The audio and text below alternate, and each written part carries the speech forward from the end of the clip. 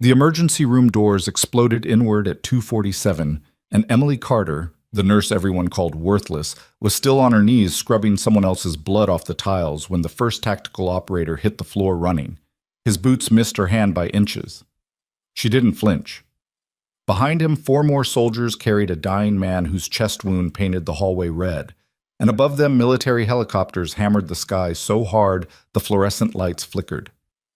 10 minutes earlier, Doctor, Damian Cross had called her incompetent in front of the entire night shift. 10 minutes later, those same soldiers would be saluting her while Cross tried to explain why he'd nearly killed their commander. If you want to see how far a story about power, silence, and justice can travel, stay with me until the very end, and drop a comment with your city so I can see where this one goes. The blood was already dry by the time Emily Carter knelt to scrub it. Iron Ridge, Colorado sat deep in the mountains where winters came early and nights stretched long, and Redwood Regional Hospital wore its exhaustion like a second skin. The ER buzzed with the usual chaos: drunks, broken bones, chest pains that turned out to be gas. Emily worked the graveyard shift because nobody else wanted it, which suited her fine. Silence felt safer than conversation. She was 29, pale-skinned, with blonde hair pulled into a bun that never stayed tight, and blue eyes that seemed too tired for her age. Her scrubs hung loose. Her movements stayed small and careful. A faint tremor lived in her hands, the kind people noticed and made assumptions about. Nervous, fragile, unreliable. Dr. Damian Cross noticed everything. He stood near the nurse's station, 32 years old, and convinced the world owed him applause. Tall, sharp-featured, expensive watch glinting under the lights. He had the kind of confidence that looked like competence until you watched him work. He didn't just treat Emily like she was beneath him, he made sure everyone else did too. Carter. Emily looked up from the floor, still holding the wet towel. Yes, Dr. Cross? Why is Bay 3 still a mess? We had a patient in there an hour ago. I cleaned it right after discharge. This is from the MVA in Bay 1. Cross made a show of checking his watch. And it's taken you 15 minutes to clean one spill? Her hands tightened on the towel. The tremor got worse when people stared. I'm almost finished. Almost doesn't cut it in a trauma center. He turned to the other nurses clustered nearby. You see this? This is what happens when hospitals hire people who can't handle the pressure.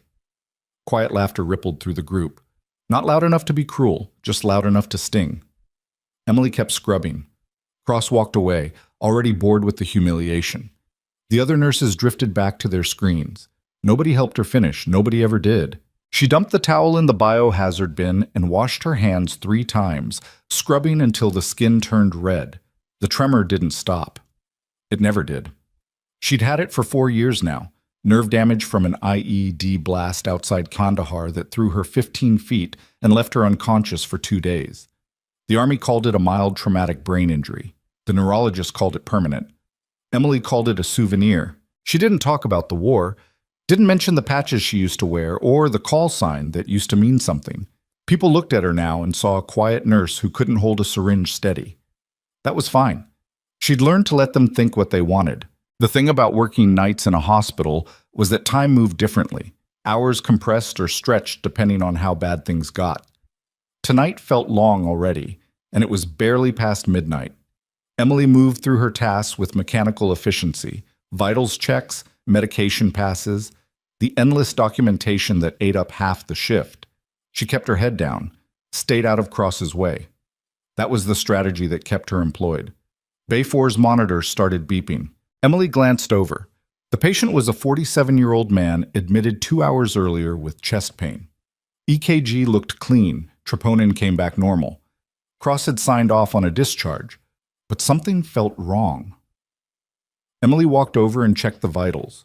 Heart rate climbing, blood pressure dropping, skin slightly mottled. She pulled the curtain back. The man was awake but sweating, his face gray. "How are you feeling?" she asked quietly. "Dizzy," he muttered. "Tired." Emily checked his oxygen saturation. 91%. Not terrible, but lower than it should be. She grabbed the chart and flipped through Cross's notes. He'd dismissed the symptoms as anxiety and cleared the patient for home. Emily's jaw tightened. She walked back to the nurse's station where Cross was leaning against the counter, scrolling through his phone. Two other nurses, Melissa and Jordan, stood nearby, laughing at something on Jordan's screen. Dr. Cross? He didn't look up. What?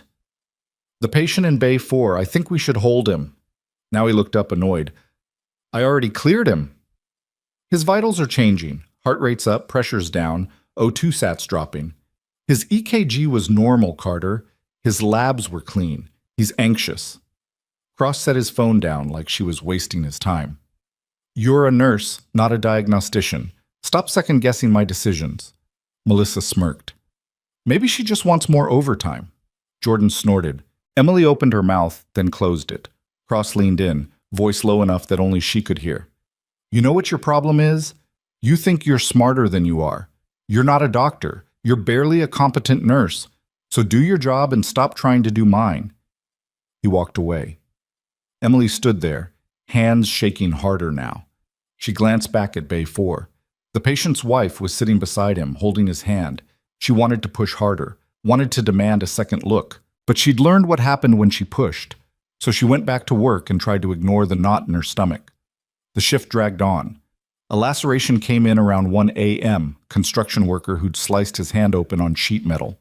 Emily assisted while cross-stitched, making small talk with the patient while completely ignoring her presence. She handed him supplies. He took them without acknowledgement. It was like being a ghost. Afterward, she restocked the suture cart and checked the medication room. The hospital felt too quiet. That usually meant something bad was building. She was right. At 1:45, the man in Bay 4 coded. The monitor screamed. Emily ran. The man was seizing, eyes rolled back, foam at the corners of his mouth. His wife screamed. Emily hit the call button and grabbed the airway kit. Code blue, Bay 4. The team swarmed in, nurses, techs, respiratory therapist. Cross appeared seconds later, pushing through the crowd. What happened? Sudden seizure, Emily said, already bagging the patient. He's been deteriorating for the past hour. Cross shot her a look that could have stripped paint. You didn't think to tell me? I did tell you. Not well enough, apparently. He took over, barking orders, running the code with the kind of loud authority that looked good but didn't always help. They got the seizure under control, stabilized the airway, pushed meds. The patient's rhythm came back, but he was unresponsive now, intubated, headed for the ICU. His wife sobbed in the hallway, being comforted by a social worker. Cross stripped off his gloves and turned to Emily. You should have escalated. Emily stared at him. I tried. Not hard enough. He stepped closer, voice tight with anger. If this man dies, that's on you. I want a full incident report on my desk by end of shift. The other nurses looked away. Nobody defended her. Nobody ever did. Emily said nothing. She knew how this worked. Cross would write it up as a nursing failure, chart his concerns, cover himself in documentation while she took the fall. She'd seen it before. She walked to the supply closet, closed the door, and leaned against the wall. Her hands were shaking so hard she had to press them flat against her thighs. 4 years ago, she'd run trauma calls in field hospitals under rocket fire. She'd intubated soldiers with collapsed lungs while mortars shook the earth. She'd worked for 72 hours straight during a mass casualty event and never lost her focus. She'd earned a combat medical badge and a Bronze Star, though she kept both in a box under her bed now, gathering dust. Now she couldn't even get a doctor to listen. She took a slow breath and pushed the memories down. The war was over. This was her life now. She opened the door and went back to work. The next hour passed in tense silence. Emily documented the code, checked on the other patients, avoided Cross. He disappeared into the break room to make phone calls, probably to administration, building his case against her. At 2:15, a teenager came in with an asthma attack. Emily got him on a nebulizer, started an IV, gave steroids. Cross barely glanced at the chart before signing off on the treatment plan she'd already initiated. Good, he said dismissively. At least you can handle the simple stuff. Emily bit the inside of her cheek hard enough to taste blood. At 2:30, the ER was almost empty. One patient sleeping off a migraine, another waiting for X-ray results. The intubated man from Bay 4 was upstairs in the ICU, stable but critical.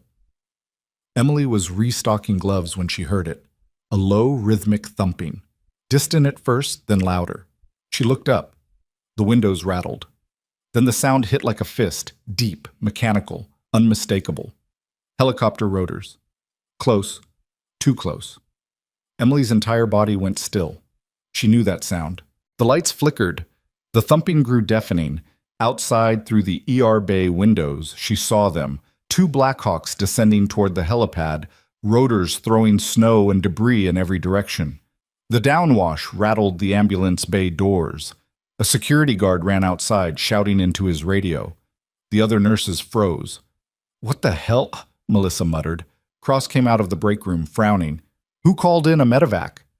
Nobody answered. The helicopters touched down. The doors flew open. And then the soldiers came. They moved fast, tactical, weapons slung but ready. 4 operators in full kit, helmets, body armor, boots hammering the pavement. They carried a stretcher between them. The man on it wasn't moving. Blood soaked through the field dressings wrapped around his chest and abdomen. His face was pale, lips blue. Emily's breath caught. She knew trauma when she saw it. This wasn't a car accident. This was combat. The ER doors slammed open hard enough to crack the glass. The operators didn't wait for permission. They pushed straight through, one of them shouting into a radio clipped to his vest. "Redwood Regional, we are inbound with Priority 1 Surgical, GSW, to the chest and abdomen. Massive hemorrhage. Patient is crashing." Cross stepped forward, hands up, trying to look authoritative. "Wait, hold on. Who authorized this? This is a civilian hospital." The lead operator, a broad-shouldered man with a scarred jaw and dead calm eyes, looked at Cross like he was furniture. "Step aside, doctor." "This is my ER," Cross snapped. "You can't just burst in here without—" "He's dying! Move!" The team rolled the stretcher straight toward Trauma 1. Blood dripped onto the floor in a steady trail. The other nurses scrambled to help, grabbing IV kits, oxygen, monitors. Melissa fumbled with the crash cart. Jordan ran to get more blood from the bank. Emily stood near the wall, frozen. She recognized the patches on their uniforms. She recognized the way they moved. Efficient, controlled, no wasted motion. She knew exactly what kind of unit this was, and she knew what kind of patient they'd brought. Cross followed them into the trauma bay, still trying to regain control of the situation. "I need a briefing. What happened? Where did this happen? This is a civilian facility. We're not equipped for—" The lead operator cut him off. "We need a surgeon. Now." "I'm the trauma surgeon on call," Cross said, drawing himself up. "But I need details. Mechanism of injury, timeline, what interventions have been done. He has a tension pneumothorax and an arterial bleed somewhere in the abdomen. He needs a chest tube, aggressive resuscitation, and an OR, or he dies in the next 5 minutes. That's your briefing." Cross blinked, thrown by the directness. "I'll be the judge of that, then judge faster." The monitor started screaming. The patient was flatlining. "Asystole!" one of the nurses shouted. Cross grabbed the defibrillator paddles, his training kicking in. "Charging to 200, starting compressions," Melissa called out, positioning herself over the patient's chest. Emily's eyes locked on the patient. She couldn't see his face clearly through the crowd, but she could see his chest. And something was very wrong. Distended neck veins, tracheal deviation to the left, uneven chest rise, the right side barely moving. Her heart stopped. Cross was about to shock a patient with PEA, pulseless electrical activity.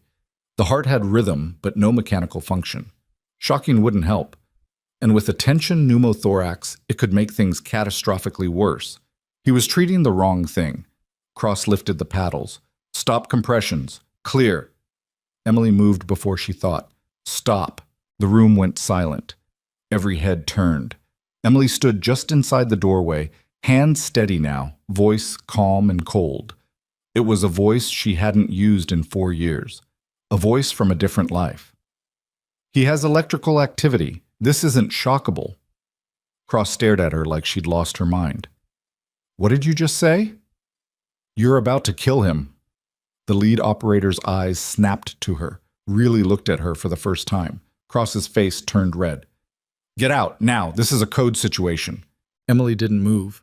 She looked at the monitor, then at the patient's chest, then back at Cross. "He has a tension pneumothorax. You shock him like this, you'll blow what's left of his cardiac output. He needs decompression, not electricity." "I said get out!" Cross's voice cracked with fury. The operator raised a hand. Wait. Cross turned on him. This is my ER, this is my patient, and I'm not going to let some nurse— I don't care if she's the cleaning lady, the operator said quietly. If she's right, do what she says. Cross's mouth opened and closed. She's a nurse. She doesn't have the training. Does she look wrong to you? Everyone looked at Emily. She stood perfectly still, eyes on the patient, reading the signs like she'd done it 1,000 times, which she had, just not here, not in this life. Cross hesitated, caught between his ego and the reality that a special operations team was staring him down. The monitor continued its useless electrical pattern. Emily took one step forward. I need a 14-gauge catheter. Second intercostal space, mid-clavicular line, right side. Melissa, wide-eyed, handed it to her. Emily moved to the patient's side. The operator stepped back, giving her room. She positioned the needle, felt for the landmark, and drove it in without hesitation. A violent hiss of air escaped. The sound was unmistakable, trapped pressure, releasing. The patient's chest wall collapsed slightly on the right side. Then, beep, beep, beep. The monitor showed a rhythm, a real one, with a pulse. I've got a carotid pulse, Melissa said, fingers on the patient's neck. The room exploded into controlled chaos. Emily started calling orders like she'd done it 1,000 times before, her voice cutting through the noise with absolute authority. Chest tube kit, size 32 French. 2 units O-negative, run wide open. Get a type and cross for 6 more. Activate the massive transfusion protocol. I need a portable chest x-ray and someone to call the OR right now. Move.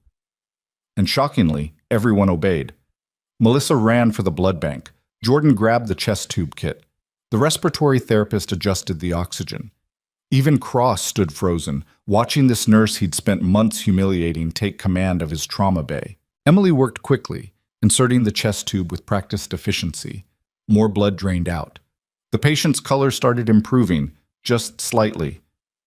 Blood pressure's coming up, Jordan reported. 70/40. Keep it coming. He's going to need surgery. Abdomen's rigid. Probable liver or spleen lack. The lead operator stepped closer, eyes narrowed.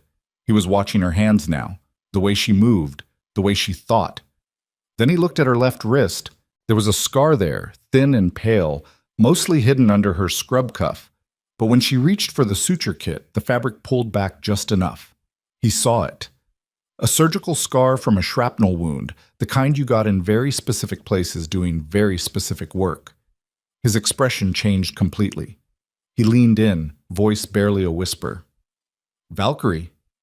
Emily's hands paused for just a fraction of a second. Then she kept working. But the operator saw the confirmation in that pause. Oh my God, he breathed. Cross finally found his voice. What the hell is going on here? Who is Valkyrie? The operator ignored him. He was staring at Emily like he'd seen a ghost. Behind them, more soldiers poured through the ER entrance. Not medical personnel. Command staff. A full colonel, insignia gleaming, flanked by 2 armed MPs. The colonel's eyes swept the trauma bay and locked onto the patient. Status, he barked. The lead operator didn't look away from Emily. Lieutenant Carter just saved his life, sir. The room went dead silent. Lieutenant. The word hung in the air like a bomb. Cross looked between Emily and the soldiers, confusion and anger warring on his face. Lieutenant? She's a nurse. She's a decorated combat medic, the operator said flatly. Army Special Operations, 6 years downrange. She saved more lives under fire than you'll see in your entire career. Cross's face went white. Melissa dropped the IV bag she was holding. Emily kept working, hands steady, eyes on her patient. But inside, everything was collapsing. The life she'd buried, the identity she'd left behind, the silence she'd built around herself like armor, all of it was shattering. The colonel stepped into the trauma bay, his presence commanding immediate attention. I need this man in surgery now, he said, and I need this room cleared of everyone except essential personnel. We're taking him up in 2 minutes, Emily said quietly, not looking up. He's stable enough to move. The colonel's eyes landed on her. Lieutenant Carter. His voice was formal, but not unkind. I didn't expect to find you here. Emily finally looked up. I didn't expect to be found, sir. The weight of that statement settled over the room. Cross was backing toward the door now, looking lost. The nurses were staring. The soldiers were watching Emily with something like reverence, and Emily just wanted to disappear. But the patient needed surgery.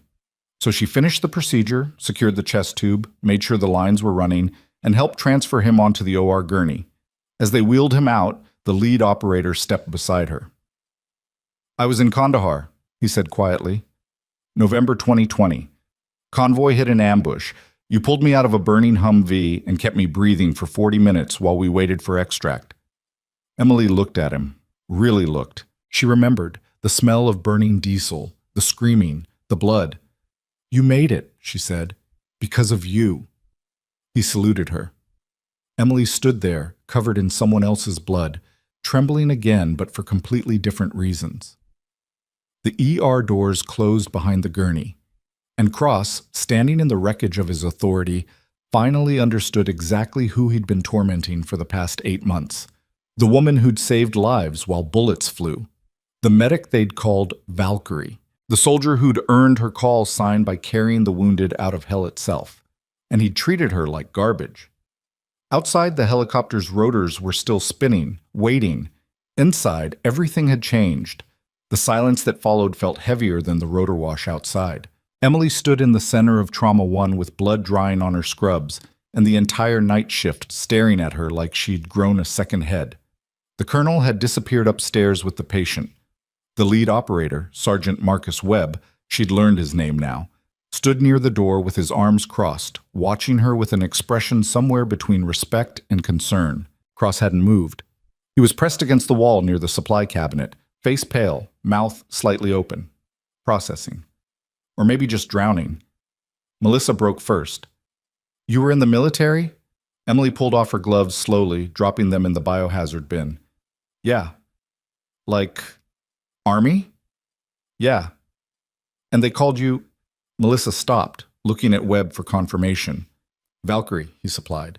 "It wasn't just a call sign. It was a reputation." Emily shot him a look that said, "Shut up," but he didn't take the hint. "She was attached to our ODA team for 8 months in Kandahar.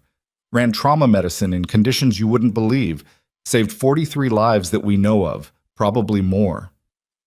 Jordan's eyes were huge. 43? "That's just our unit," Webb said. "She worked with multiple teams, Rangers, Marines, even some agency guys who officially weren't there." Emily's jaw tightened. "That was a long time ago." "4 years?" Webb said. "We heard you got hit by an IED, then you just vanished." She didn't answer. Didn't need to. The tremor in her hand said enough. Cross finally found his voice. It came out strangled. "Why didn't you say anything?" Emily looked at him for the first time since the colonel had left. Her expression was empty, carved out. Would it have mattered? The question landed like a slap. Cross opened his mouth, closed it, opened it again. I didn't know. Shit. You didn't want to know." Emily's voice stayed flat. No anger, no heat, just fact. "You wanted someone to feel superior to. I was convenient." Melissa looked away. Jordan suddenly found the floor fascinating. Cross's face flushed. "That's not fair. Fair?" Emily almost laughed. It came out bitter. "You just tried to shock a patient with PEA because you were too arrogant to listen when I told you something was wrong earlier tonight. That man in Bay 4, the one who coded? I flagged him an hour before he crashed. You blew me off. That was different." "Different how?" Emily stepped toward him, not threatening, just tired. "Because you're the doctor, and I'm the nurse? Because you went to medical school, and I just kept people alive in a war zone?" Cross had no answer. Webb shifted his weight. "Lieutenant, don't." Emily cut him off without looking at him. "I'm not a lieutenant anymore. I'm just Emily. I stock supplies and clean up blood and try to keep my head down. That's it." "That's bullshit," Webb said bluntly. "What you just did was muscle memory." Emily pulled her hair out of the bun and immediately regretted it when several strands stuck to the blood on her neck. "Nothing more." "You saved Major Garrett's life." Emily stopped. "Major Garrett." She turned slowly. "That was Garrett." Webb nodded. You know him? He was a captain when I knew him, Special Forces. We worked a couple of ops together. She rubbed her face, exhaustion hitting hard now that the adrenaline was fading. Is he going to make it? If anyone can pull him through, it's the surgeons here. But he wouldn't have made it to surgery without you. Emily said nothing. She was staring at the floor where Garrett's blood had pooled, already turning brown at the edges. The ER doors opened again. A hospital administrator hurried in. Margaret Chen, the night supervisor, a sharp-eyed woman in her 50s who ran the hospital like a military operation. Ironic, considering. What in the name of... She stopped, taking in the scene. Blood, soldiers, shell-shocked staff. Someone want to tell me why there are 2 military helicopters on my helipad and armed personnel in my ER? Webb straightened. Ma'am, we had a critical casualty that required immediate... I'm not talking to you. Margaret's eyes locked on Cross. Dr. Cross, you're the attending. Explain. Cross looked like a deer in headlights. We had a patient, military, and Carter. He gestured helplessly at Emily. Margaret's gaze shifted. Carter? You were involved in this? Emily met her eyes. I stabilized the patient. He's in surgery now. She did more than stabilize him, Webb interjected. She diagnosed a tension pneumothorax Dr. Cross missed and performed an emergency decompression. The patient would be dead otherwise. Margaret's eyebrows climbed. Is that true? Cross's face was bright red now. The situation was chaotic. Is it true? Silence. Yes, Cross finally said. Margaret looked at Emily with new eyes, calculating, reassessing. We need to talk, she said. My office, now. Emily shook her head. I need to finish my shift. Your shift is over. Jordan, Melissa, cover the rest of the night. Dr. Cross, I want a full incident report on my desk by 700. Margaret's tone left no room for argument. Carter, you're with me. Emily wanted to refuse, wanted to walk out of the hospital and keep walking until she hit the state line. But Webb was watching her with that expression soldiers got when they recognized one of their own. The other nurses were watching too, but differently now. Not with contempt, with something like awe. And that was worse. She followed Margaret out of the trauma bay. The administrative offices were on the second floor, away from the controlled chaos of the ER. Margaret's office was neat, organized, with commendations on the wall and family photos on the desk. She closed the door and gestured to a chair. Emily remained standing. Sit. I'm fine, Margaret sighed. You're covered in blood and you look like you're about to pass out. Sit down. Emily sat, mostly because her legs were shaking. Margaret settled behind her desk, steepling her fingers. How long have you been working here? 8 months? And in those 8 months, has Dr. Cross treated you the way I saw him treat you tonight? Emily didn't answer immediately. She was watching Margaret's face, trying to read the angle. I need to know, Margaret pressed. Has there been a pattern of disrespect or abuse? Why does it matter now? Because a military officer nearly died tonight. And from what I just heard, it almost happened because Dr. Cross ignored your clinical judgment. Margaret's voice was firm. That's a lawsuit waiting to happen, possibly criminal negligence. So I need to know, is this the first time or has this been ongoing? Emily looked at her hands. The tremor was back. It's been ongoing. What form has it taken? He undermines me in front of patients and staff, dismisses my assessments, blames me when things go wrong. Emily's voice stayed level. Tonight wasn't unusual. It was just the first time someone with rank was around to see it. Margaret's jaw tightened. Have you filed any formal complaints? No. Why not? Emily almost laughed. Because I'm a nurse with shaky hands and a gap in my employment history. He's a surgeon with credentials and connections. Who do you think the hospital would believe? Margaret sat back in her chair. You're a former military. Yes. What branch? What did you do? Emily hesitated. This was the line. Once she crossed it, there was no going back to invisible. Army, combat medic, special operations support. Margaret's eyes widened slightly. The sergeant downstairs called you lieutenant. That was my rank when I separated. And the call sign? Valkyrie? Soldiers give you nicknames. It doesn't mean anything. Sergeant Webb seemed to think it meant quite a lot. Margaret leaned forward. He said you saved 43 lives. He's exaggerating. Is he? Emily stood abruptly. Are we done? I'd like to go home. Not yet. Margaret's voice softened. Emily, I'm not the enemy here, but I need to understand what happened tonight so I can protect this hospital, and you, from the fallout. There won't be any fallout. The patient is stable. Case closed. A United States Army major was brought into this facility by Special Operations Forces. That doesn't just disappear quietly. As if on cue, there was a knock on the door. Margaret called out, "Come in!" The colonel from earlier stepped inside. Up close, he looked older, late 50s, with silver hair and eyes that had seen too much. His name tape read, Morrison. He looked at Emily. Lieutenant Carter. Emily stood automatically. Old habits. Sir. Morrison's expression was unreadable. Major Garrett is out of surgery. Stable, but critical. They're expecting a full recovery. Emily felt something loosen in her chest. That's good. Thanks to you. Morrison turned to Margaret.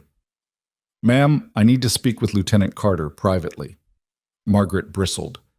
This is my hospital, Colonel, and she's my employee. I understand, but this is a military matter. She's not active duty anymore. No, but Major Garrett is. And what happened tonight involves classified operations. Morrison's tone was polite but immovable. I need 10 minutes. Margaret looked at Emily. Do you want me to stay? Emily shook her head. It's fine. Margaret left, throwing one last warning glance at Morrison. The door closed. Morrison studied Emily for a long moment. You look like hell, Lieutenant. I'm not a lieutenant anymore, sir. Once an officer, always an officer. He gestured to the chair. Sit. This time Emily obeyed without argument. Something about Morrison's presence made her spine straighten and her guard drop simultaneously. He sat across from her, removing his cover and setting it on the desk. Major Garrett speaks highly of you. When he was coherent enough to talk, the first thing he asked was whether Valkyrie was still around. Emily's throat tightened. I didn't know it was him until after. Would it have mattered? No, I would have helped either way. Morrison nodded. That's what I thought. Your file says you were medically retired after an IED incident in November 2021. That's correct. Traumatic brain injury, nerve damage to the left hand, PTSD. Morrison's voice was matter-of-fact, not unkind. You were offered a medical board and full disability. You declined and requested separation instead. Emily said nothing. Why? Because I couldn't do my job anymore. She held up her left hand. The tremor was visible. You can't run trauma medicine in a combat zone when you can't hold a scalpel steady. But you can do it in a civilian ER. The ER is different. There's backup, equipment, time. You didn't have time tonight. Emily looked away. Tonight was an exception. Morrison leaned forward. Emily, I'm going to be direct. Major Garrett wasn't in Colorado on vacation. He was leading a classified operation that went sideways. The men who brought him here are from a special mission unit I can't name. What happened to him can't be made public. I understand operational security, sir. I know you do, but here's the problem. You just saved the life of a high-value asset in front of civilian witnesses. That creates complications. Emily's stomach dropped. Are you telling me I'm in trouble? No, I'm telling you that people are going to ask questions. The hospital, the staff, maybe even the media if word gets out. Morrison's expression was grave. I need to know that you can keep what you saw tonight quiet. I'm not going to talk to anyone. Not even to defend yourself? Emily frowned. What do you mean? I mean, Dr. Cross is probably already building a narrative where he's the hero and you're the rogue nurse who overstepped. If you can't talk about your military background, you can't counter that story. Emily's jaw clenched. I don't care what Cross says. You should. Because from what I saw downstairs, he's going to bury you if someone doesn't stop him. Then let him. Emily stood again, restless. I just want to do my job and go home. I don't want attention. I don't want recognition. I just want to be left alone. Morrison stood too. That's not going to happen now. You're back on the radar. Then I'll quit. And go where? Do what? Morrison's voice was firm but not harsh. You're a talented medic, Emily, possibly one of the best I've ever seen. Hiding that doesn't serve anyone. It serves me. Does it? Because from where I'm standing, you look miserable. Emily flinched. Morrison softened slightly. I'm not here to pressure you back into service. You earned your separation. But I'm here to tell you that the team downstairs wants to thank you properly. Sergeant Webb especially. You saved his life once. Now you've saved his commander's. That means something to them. I don't need thanks. Maybe not, but they need to give it. Morrison picked up his cover. They're waiting in the ER break room. 5 minutes. That's all they're asking. I look like I lost a fight with a slaughterhouse. They've seen worse. Emily wanted to refuse, wanted to walk out the back entrance and disappear into the parking lot. But she owed Webb. She owed all of them. 5 minutes, she said. Morrison nodded. That's all. They walked back downstairs together. The ER had calmed down. Only 2 patients now, both stable. Melissa and Jordan were at the nurse's station, whispering furiously. They stopped when they saw Emily. The break room was at the end of the hallway. Morrison opened the door. Inside, 4 operators stood waiting. Webb. 3 others she didn't recognize. They all straightened when she entered. Webb stepped forward. Lieutenant Carter. Just Emily. Emily, then. He gestured to the others. This is Ramirez, Jackson, and Lee. We all served with Major Garrett at various points. Emily nodded at them. They nodded back. We wanted to say thank you, Webb continued.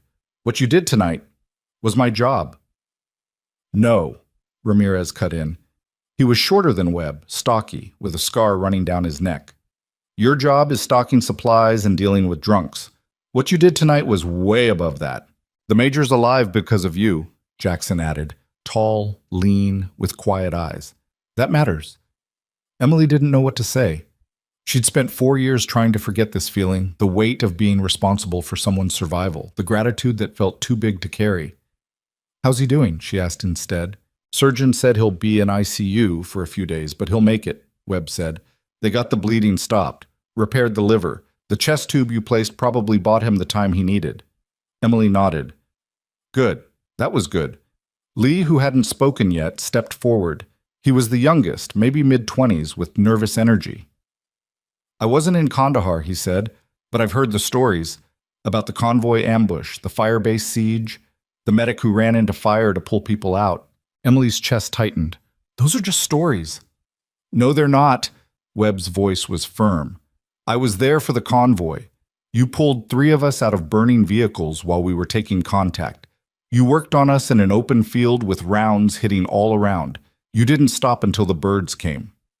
Emily remembered. The smell of diesel and burning flesh, the screaming, the way her hands moved on autopilot while her brain shut down everything except the task in front of her. She also remembered the nightmares that followed.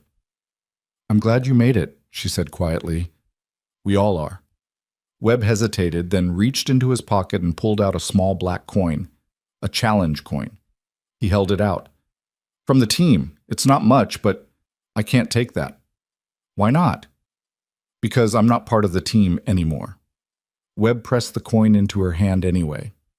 You'll always be part of the team. Emily looked down at the coin.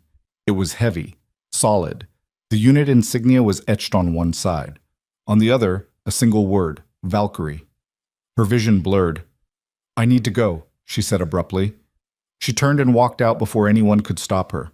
The hallway was too bright, too loud. She made it to the staff bathroom and locked herself inside. The tremor was back full force. She gripped the edge of the sink and tried to breathe. 4 years. 4 years of hiding, of staying small, of pretending the war hadn't happened, and now it was all coming apart. She splashed cold water on her face and looked at herself in the mirror. Blood on her neck, exhaustion in her eyes, hair a mess. She looked exactly like she had after 18-hour shifts in Kandahar. Someone knocked on the door. Occupied, Emily called out. It's Margaret. Emily closed her eyes. I'll be out in a minute. Take your time. But when you're ready, we need to finish our conversation. Emily dried her face and opened the door. Margaret stood in the hallway with 2 cups of coffee. You look like you could use this, she said, offering one. Emily took it. Thanks. They walked back to Margaret's office in silence. This time, when Margaret told her to sit, Emily didn't argue. Margaret settled into her chair. Colonel Morrison filled me in. Not on the details, just that the patient tonight was involved in something classified. That's right. He also said you're one of the most decorated combat medics he's encountered.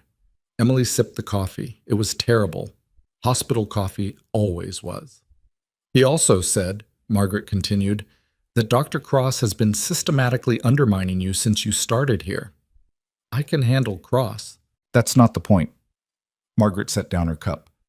The point is you shouldn't have to. What I saw tonight was unacceptable, and apparently it's been going on for months. Emily shrugged. It's a job. Every job has difficult people. There's a difference between difficult and abusive. I've dealt with worse. I'm sure you have, but this is my hospital, and I don't tolerate that behavior. Margaret pulled out a file. I'm opening a formal investigation into Dr. Cross's conduct. I need you to document every incident you can remember. Emily's stomach sank. That's not necessary. Yes, it is. It'll just make things worse. For who?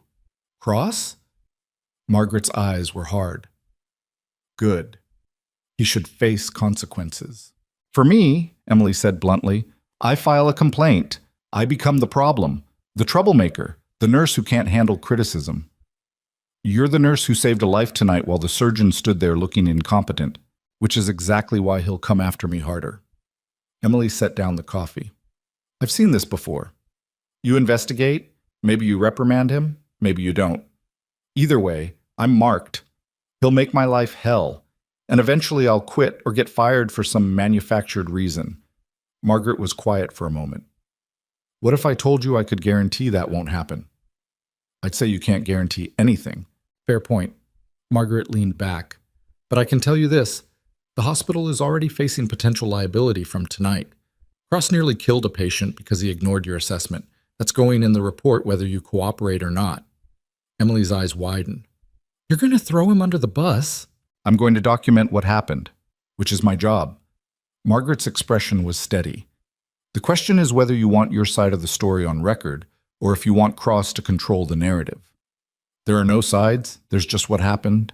And what happened is you identified a medical emergency that the attending physician missed, twice. Once earlier in the shift with the patient who coded, and again tonight with Major Garrett. Margaret pulled out a notepad. I need you to walk me through both incidents, timeline, what you observed, what you reported, how Cross responded. Emily knew she was trapped. Margaret wasn't asking anymore, so she talked. She described the patient in Bay 4, the warning signs, Cross's dismissal, the code. Then she described Garrett, the presentation, the misdiagnosis, the intervention. Margaret took notes steadily. When Emily finished, Margaret set down her pen. One more question. Why did you become a nurse instead of a physician? With your experience, you could have gone to medical school. Emily looked at her hands. Because I can't hold a scalpel steady anymore. But you performed an emergency needle decompression tonight. That's different. It's a single motion. Surgical procedures require sustained fine motor control. Emily flexed her fingers. I can't do that reliably. Margaret nodded slowly. What about physician assistant? Nurse practitioner? What about them? You could do more with those credentials. Have more authority. Be taken more seriously. Emily almost laughed. I don't want more authority. I just want to do my job without being treated like I'm incompetent. You're wasted as a floor nurse. Maybe, but it's what I can handle right now. Margaret studied her for a long moment. Then she closed the file. All right, here's what's going to happen. I'm suspending Dr. Cross pending investigation. He'll be on administrative leave starting immediately. Emily's head snapped up. What? You heard me. You can't do that based on one incident. I can, and I am. The incident with Major Garrett alone is enough. Add in the patient who coded earlier, and I have a pattern of dangerous judgment. Margaret's voice was firm. This is non-negotiable. He'll fight it. Let him. I have documentation now. I have witness statements. I have a military officer who nearly died under his care. Margaret stood. And I have you. I don't want to be part of this. Too late. You already are. Emily stood too, anger flaring. I didn't ask for any of this. No, you didn't. But here we are. Margaret walked around the desk.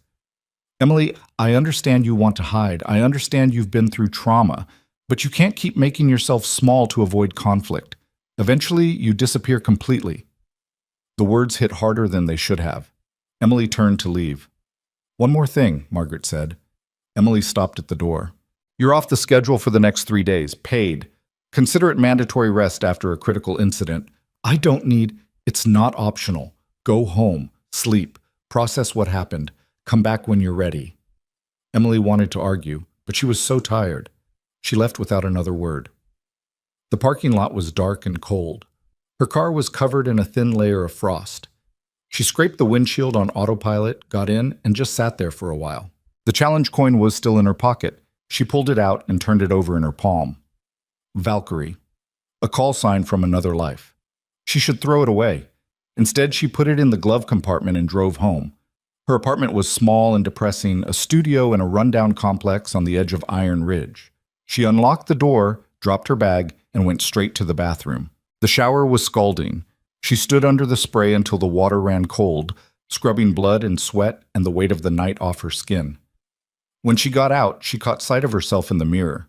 Scars on her left arm from shrapnel, surgical scar on her wrist from the nerve repair, a thin white line across her ribs from a piece of debris that almost killed her. Her body was a map of violence. She pulled on old sweatpants and a t-shirt and collapsed onto the bed. Sleep didn't come. She lay there staring at the ceiling, replaying the night. Garrett's face.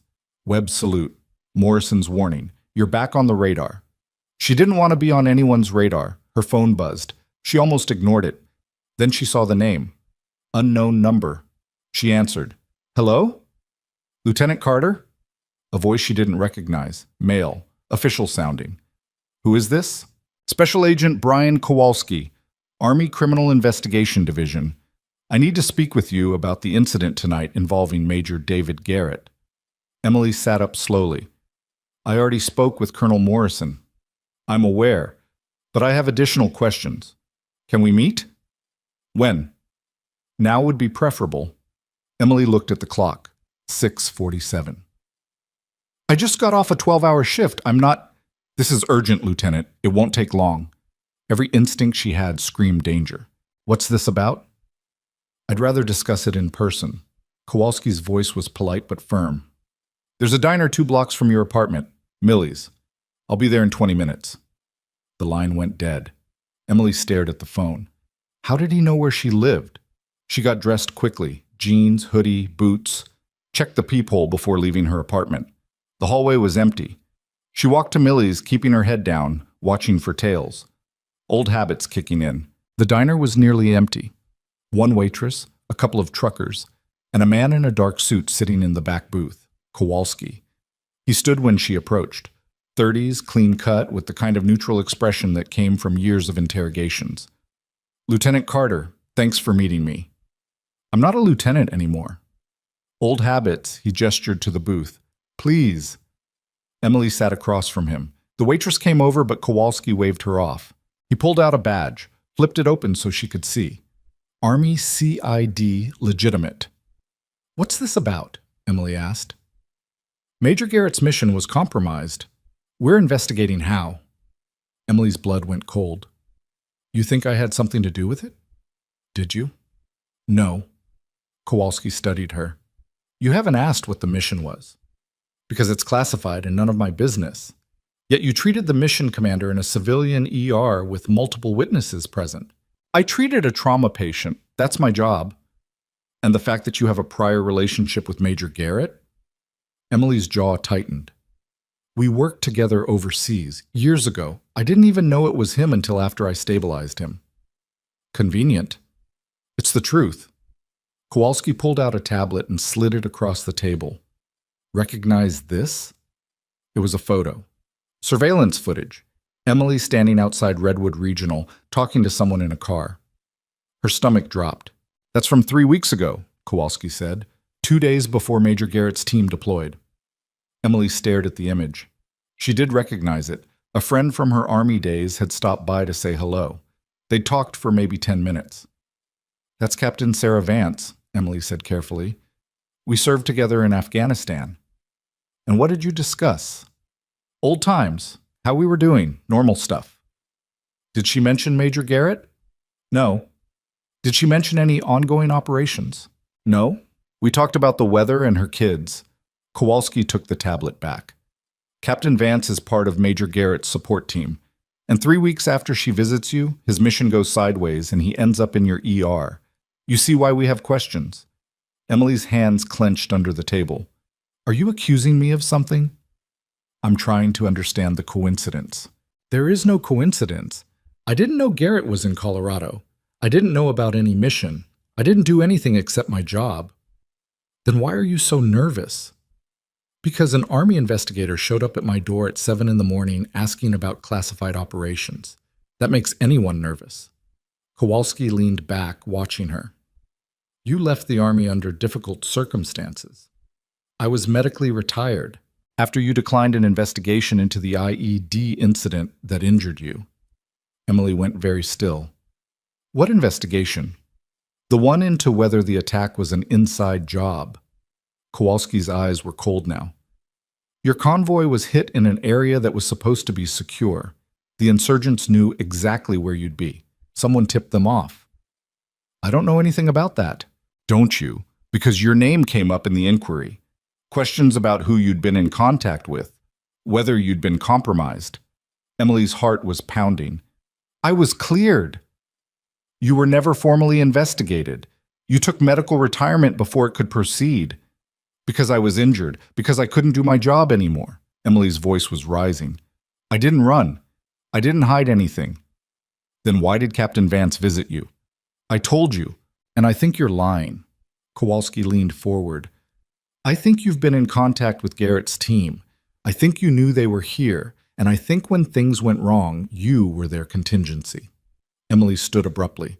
I'm done talking. Sit down, Lieutenant. I'm not a lieutenant, and unless you're arresting me, I'm leaving. Kowalski smiled. It wasn't friendly. You're not under arrest, yet. But I'd advise you to stay available. We'll be in touch.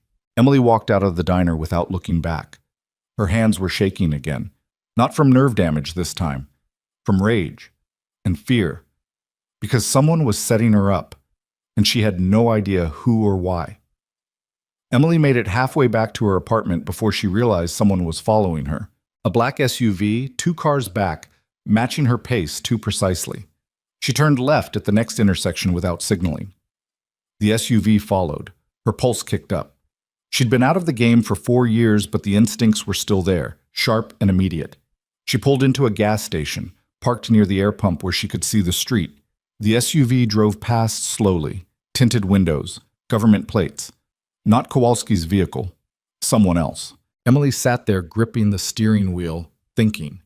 The investigator's accusations didn't make sense. She hadn't been in contact with Garrett's team. She hadn't known about any mission. But someone wanted it to look like she had. Her phone buzzed. Unknown number again. She almost didn't answer. What? Emily, it's Webb. The sergeant's voice was tight. Where are you? Why? Because CID just left the hospital asking questions about you. They're saying you might be involved in what happened to Garrett. Emily closed her eyes. I know. I just met with one of them. Kowalski? Yeah. Webb swore. Listen to me carefully. Do not talk to him again without a lawyer. Do not go anywhere alone. And do not trust anyone claiming to be investigating this. Why? What's going on? I can't say over the phone. Can you get to the hospital? Back entrance, loading dock area, 20 minutes. Emily checked her mirrors. The SUV was parked across the street now, engine running. I'm being followed. Webb was quiet for 3 seconds. What kind of vehicle? Black SUV? Government plates? Echo 76 something. That's not one of ours. His voice went hard. Lose them and get here. Now. The line went dead. Emily started the car and pulled back onto the street. The SUV followed immediately. She took the next right, then a quick left into a residential neighborhood. The SUV stayed close. She accelerated through a yellow light. They ran the red. Not surveillance. Pursuit. Her apartment was 10 minutes away, but she couldn't go there now. Couldn't lead them home. She needed somewhere public with witnesses. The hospital parking garage. She took a hard right onto the main road, pushing the aging Honda past 60. The SUV matched her speed. She weaved through morning traffic, cutting off a delivery truck that blared its horn. 2 more turns and she saw the hospital ahead. She swung into the garage entrance doing 40, tires squealing on the concrete ramp, up to level 3. She parked between a minivan and a pickup truck, killed the engine, and ran.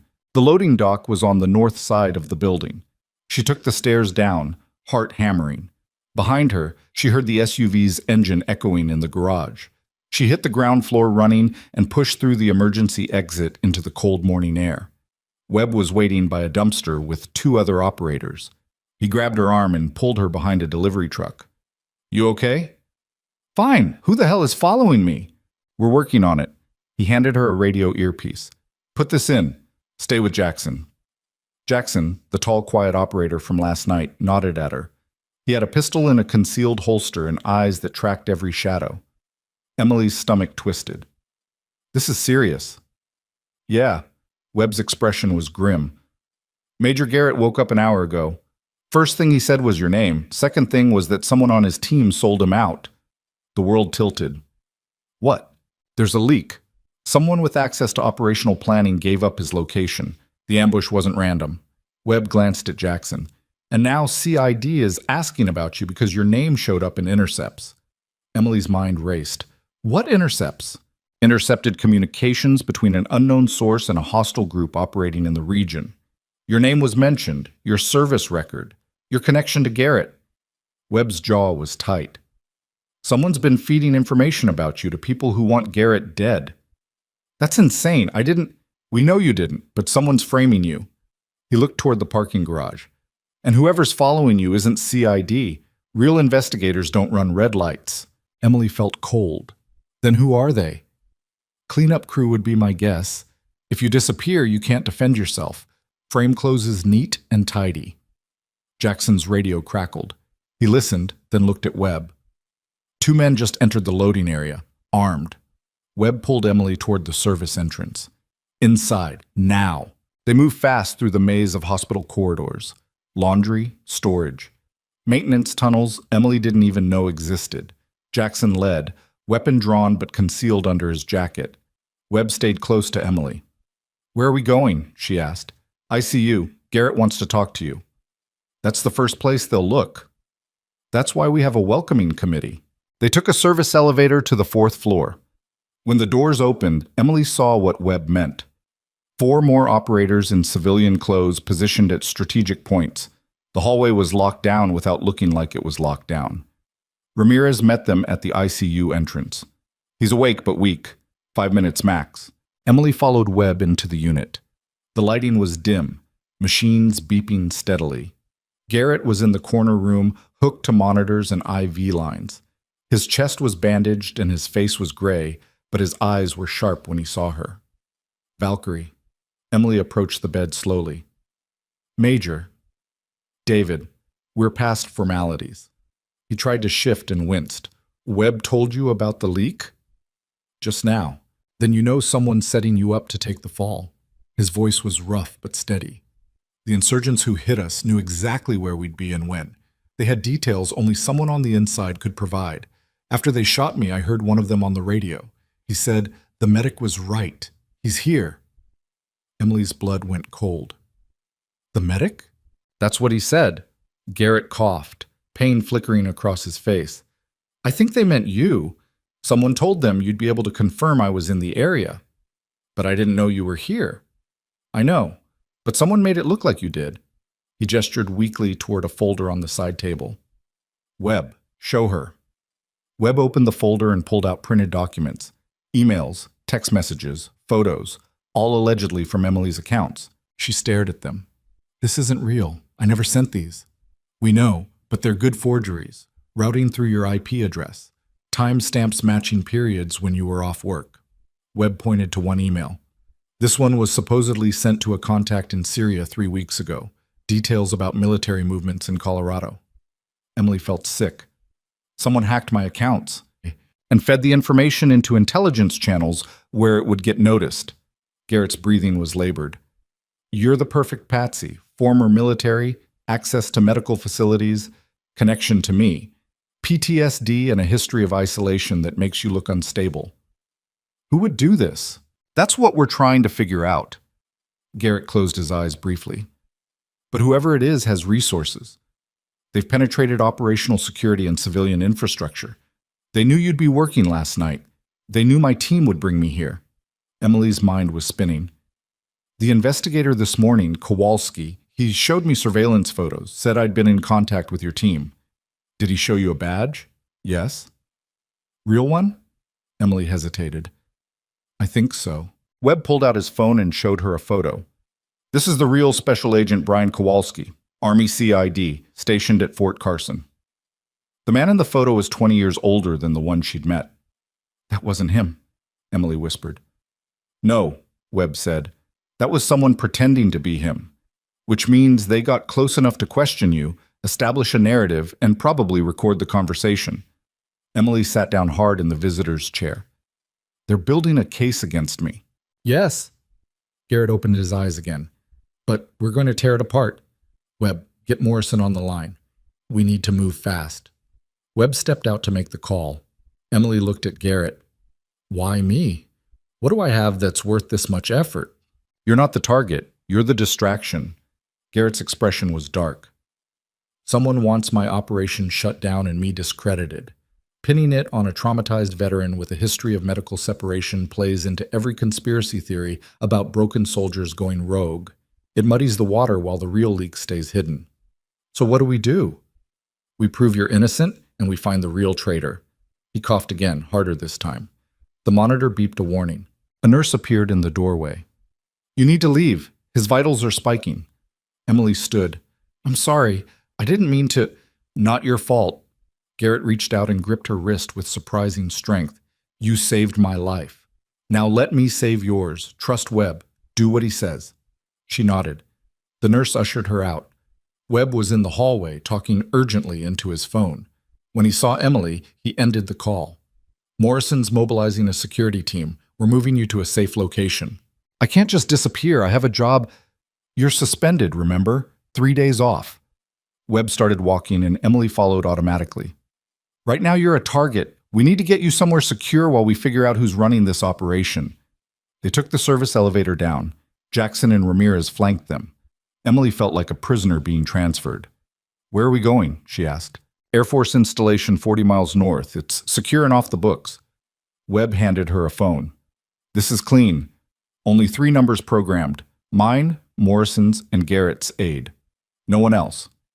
Emily took the phone. What about my apartment, my things? Already being handled. A team will sweep your place, pull anything important, and check for surveillance devices. The elevator opened into the basement parking level. Different from where Emily had entered. A gray van was waiting, engine running, windows tinted. Webb opened the side door. Get in. Emily hesitated. Everything was moving too fast. 4 hours ago, she'd been trying to sleep. Now she was being shuttled to a military installation because someone had framed her for treason. What if they're wrong? She said quietly. What if I'm just a nurse and this is all a coincidence? Webb looked at her steadily. Do you believe that? Emily thought about the fake investigator, the surveillance, the intercepts with her name. No. Then get in the van. She climbed inside. Jackson got in beside her. Webb took the front passenger seat. The driver was another operator she didn't recognize. They pulled out of the parking garage into morning traffic. Emily watched the hospital disappear behind them. Redwood Regional, where she'd spent 8 months invisible and exhausted. Now it felt like another life. How long will I be gone? She asked. As long as it takes, Webb said. To do what? To find out who wants you dead and why. The drive took 50 minutes. They headed north into the mountains, taking back roads that wound through dense pine forests. Emily watched the landscape change, feeling further from reality with each mile. Jackson sat silent beside her, weapon resting on his thigh. Professional. Alert. She recognized the posture from her own deployments. You were in Kandahar? She asked. Helmand Province. Different unit, same war. He didn't look at her. I heard about the firebase siege. They said you kept 16 men alive during a 3-day assault. Emily didn't want to talk about it. Feels like someone else's life now. Does it? She thought about last night, the way her hands had moved, the way her brain had shifted into combat mode without hesitation. "No," she admitted. "Not really." They drove through a small mountain town, maybe 200 people, and kept going. 10 miles later, they turned onto an unmarked road. A gate appeared, manned by Air Force security. Webb showed credentials. The gate opened. The installation was small, a few buildings, a helipad, communications towers, designed for quick operations, not permanent presence.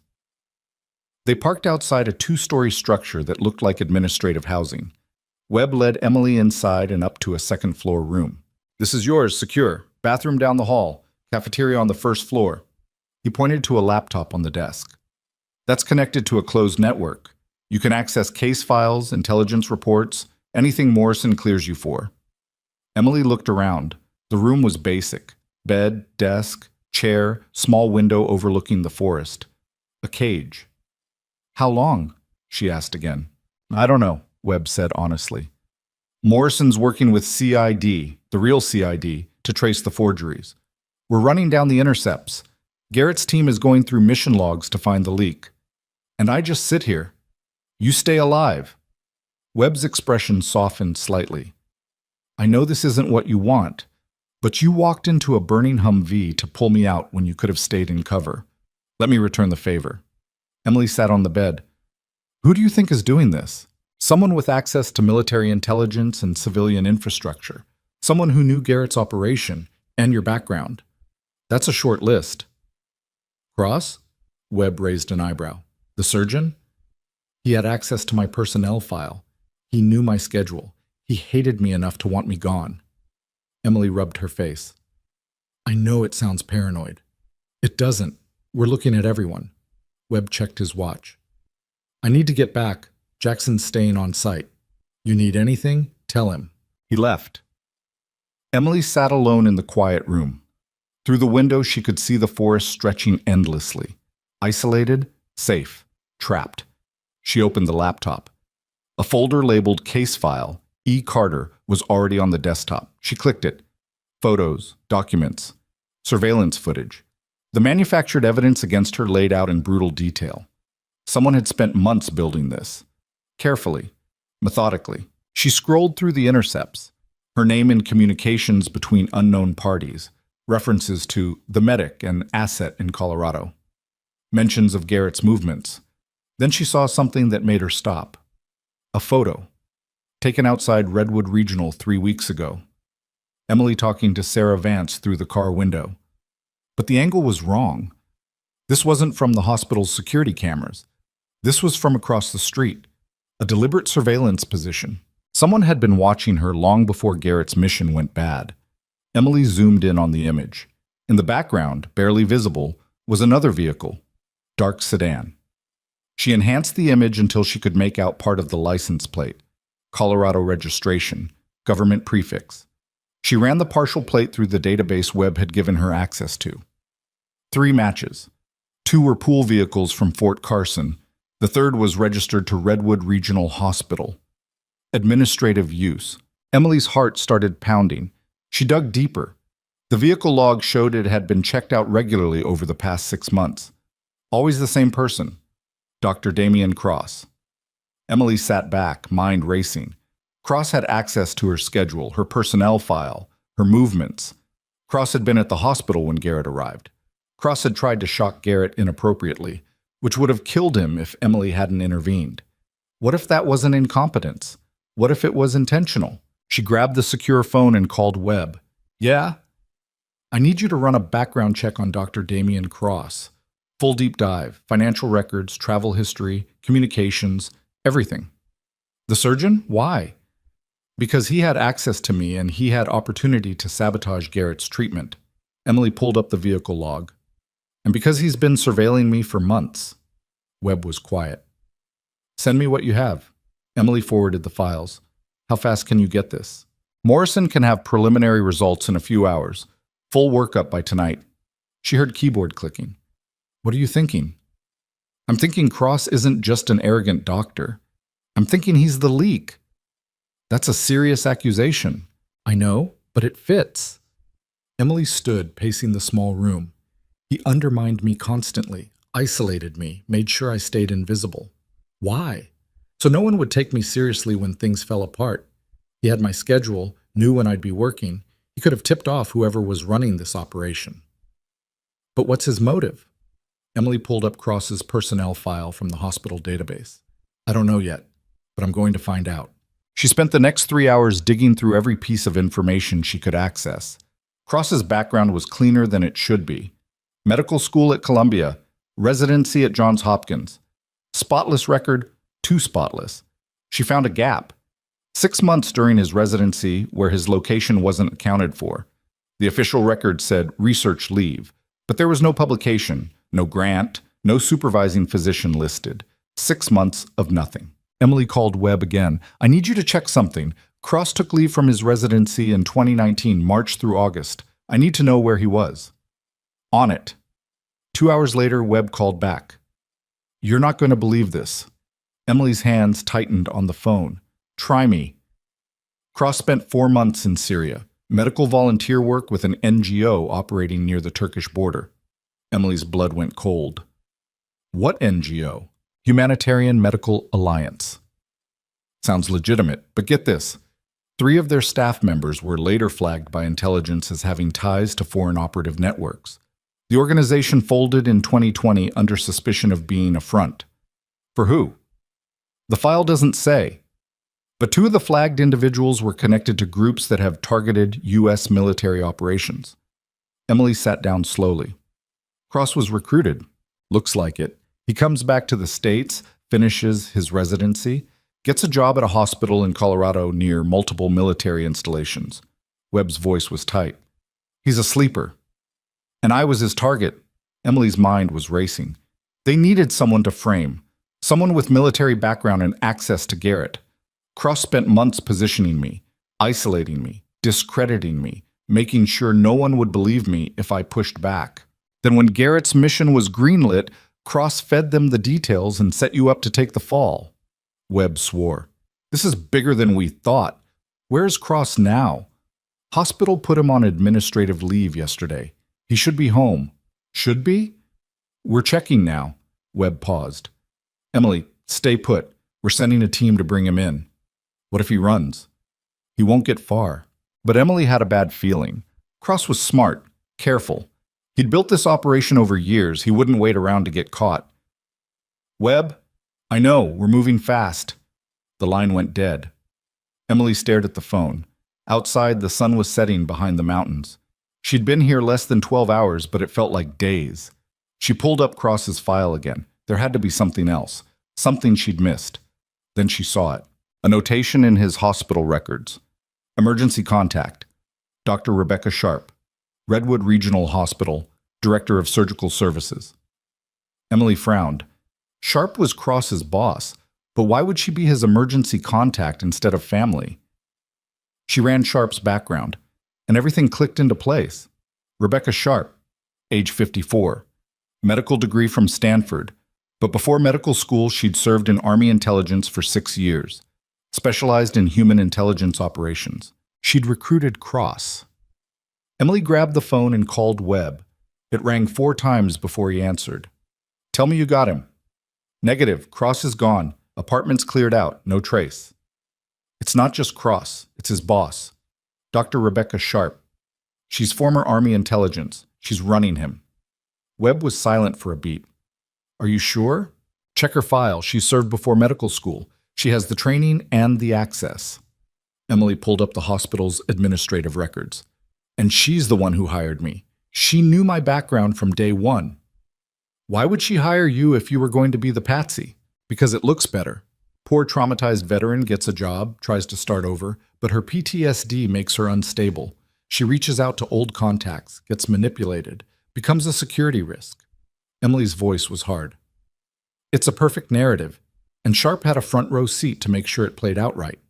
Webb was typing rapidly. Morrison needs to hear this. Stay on the line. Emily waited, heart pounding.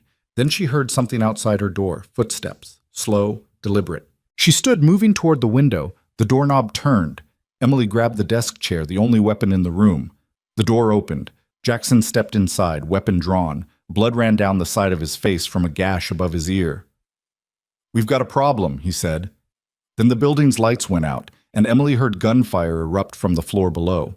Jackson's blood dripped onto the floor in steady drops, while automatic weapons fire tore through the building below them. Emily grabbed his arm and pulled him fully into the room, slamming the door shut. "How many?" she asked. "4 that I saw. Maybe more." Jackson pressed his hand against the gash on his head. "They came through the perimeter like they had the access codes, killed 2 guards before anyone knew they were inside." Emily moved to the window. The forest was dark, but she could see muzzle flashes near the main entrance. The attackers were advancing methodically, suppressing any resistance. "Where's your backup?" "Dead or pinned down." Jackson checked his weapon, a Glock 19 with 1 magazine. "We need to move. They'll sweep floor by floor." Emily's mind shifted into the cold calculation she'd learned in Kandahar. Evaluate, adapt, survive. "The roof," she said. "No extraction available." They jammed communications. "Not for extraction, for position." Emily grabbed the laptop and pulled the secure phone from her pocket. Still no signal. "If they're jamming, they brought portable equipment, usually ground-level deployment. Roof gives us height advantage and line of sight." Jackson looked at her with new respect. "You've done this before. Different continent, same principle." They moved into the hallway. Emergency lighting cast everything in red. Below them, the gunfire intensified. Voices shouting in English, tactical calls, room-clearing procedures. Professional. Emily and Jackson reached the stairwell. She went first, moving quietly despite the chaos. The roof access was 1 floor up. The door was locked. Jackson kicked it twice. The frame splintered but held. Footsteps echoed below them. Close. Emily grabbed Jackson's weapon and fired 3 rounds into the lock mechanism. The door flew open. They scrambled onto the roof and Jackson pushed a ventilation unit against the door. The roof was flat, surrounded by a low wall. Emily moved to the edge and looked down. 4 vehicles at the main entrance. Men moving between them with military precision. "They're not here to capture you," Jackson said quietly. "I know." Emily scanned the area. "They're here to erase the problem." Her mind was working fast now, cutting through fear and focusing on variables. Cross was gone. Sharp was running the operation. This was cleanup. Eliminate Emily, destroy the evidence, close the frame. But they'd made a mistake. They'd come to a military installation where everything was recorded. "Security cameras," Emily said. "Even with power out, they run on battery backup. Everything happening right now is being documented." Jackson's eyes widened. "The server room, ground floor, east wing. Can you access it remotely?" "Not with comms jammed, but if we can get the footage uploaded to an off-site server before they destroy it." An explosion rocked the building, the east wing. They'd already thought of it. Emily swore. "They're thorough." "Yeah." Jackson was looking pale from blood loss. "We're not getting out of this." "Yes, we are." Emily pulled him away from the edge. "Sit down before you pass out." She tore a strip from her shirt and wrapped it around his head, applying pressure to slow the bleeding. Combat medicine. Muscle memory. "You need a hospital," she said. "Get in line." Emily almost smiled. Then the roof access door shuddered. Someone was forcing it from the other side. She picked up Jackson's weapon and moved to cover. "How many rounds left?" 12. "Make them count." The door burst open. 2 men in tactical gear came through fast and professional. Emily fired twice. 1 man went down. The other rolled behind the ventilation unit. Jackson pulled a backup pistol from his ankle holster and fired blind around the corner. The second attacker retreated into the stairwell. "We just bought 30 seconds, Jackson said. Emily was already moving. She grabbed the downed attacker's rifle, an M4 variant with a full magazine, and his radio. The radio crackled. A calm voice came through. "Roof team, status?" Emily recognized that voice. Dr. Rebecca Sharp. She was here, personally overseeing the operation. Emily keyed the radio. "Target is mobile, heading east." A pause. Then Sharp's voice again, colder now. "That's not Rodriguez. Who is this?" Emily said nothing. "Emily." Sharp's tone shifted to something almost conversational. "I know you're listening. This doesn't have to end badly for you." Jackson shook his head violently, but Emily keyed the radio again. "You sent a kill team to a military installation. It's already ended badly. For you, perhaps. But think about the narrative. A disturbed veteran with PTSD, armed and dangerous, attacks military personnel. It's tragic, but predictable. Sharp sounded almost sympathetic. Or you can walk away from this. We have resources, a new identity, financial security. You disappear and everyone wins. Except Garrett. Garrett is irrelevant. He'll recover or he won't. Either way, his operation is compromised beyond repair. Sharp's voice hardened. You are always collateral damage, Emily. A means to an end. Don't make it worse than it needs to be. Emily looked at Jackson. He was fading, losing too much blood. She made a decision. East Wing is destroyed, she said into the radio. No footage survives. You win. Sharp was quiet, calculating. Come down unarmed. We'll talk. Sure. Emily dropped the radio and turned to Jackson. Can you shoot? He blinked, trying to focus. Maybe. Good enough. She handed him the Glock. Stay conscious for 5 minutes. That's all I need. What are you doing? Emily picked up the M4 and checked the chamber. Ending this. She moved to the roof's edge on the north side, away from the main entrance. A drainage pipe ran down the exterior wall. Not ideal, but functional. She slung the rifle across her back and started climbing down. The pipe groaned under her weight. Her hand slipped once, scraping skin off her palms. She locked her legs around the pipe and kept going. 20 feet. 30. She dropped the last 10 feet and landed hard, rolling to absorb impact. Pain shot through her ankle, but nothing broke. The north side of the building was quiet. The attackers were focused on the front and roof. Emily stayed low and moved along the wall toward the vehicle bay. The installation's motor pool was a small garage attached to the main building. 3 vehicles inside, 2 Humvees and a supply truck. Emily tried the first Humvee. Locked. The second one's door opened. No keys. She popped the steering column and went to work hot wiring. Her hands shook from adrenaline and the old nerve damage, but she forced them steady. 30 seconds. The engine turned over. She put it in gear and slammed the accelerator. The Humvee burst out of the garage doing 40. She swung toward the main entrance where Sharp's team had positioned their vehicles. Men scattered. Someone opened fire. Rounds punched through the windshield. Emily ducked and kept her foot down. The Humvee smashed into the nearest SUV, T-boning it and sending it spinning into another vehicle. Metal screamed. Airbags deployed. Emily was out the door before the Humvee stopped moving. She rolled, came up with the M4, and put 3 rounds into an attacker trying to flank her. He went down. Return fire came from multiple directions. Emily dove behind the wrecked SUV. Rounds sparked off metal around her. She was outnumbered and outgunned. But she'd created chaos, and chaos created opportunity. She keyed the radio she'd kept. Jackson, you still breathing? Static. Then his weak voice. Barely. Fire everything you have off the north side of the roof. Make noise. On it. 10 seconds later, gunfire erupted from above. Jackson was shooting at nothing, but the attackers didn't know that. 2 of them broke off to reposition. Emily moved while they were distracted. She flanked around the wrecked vehicles and came up behind one attacker focused on the roof. She put him down with a controlled pair to the back. 4 down. Unknown number remaining. She grabbed his radio, different frequency. She cycled through channels until she found the one Sharp was using.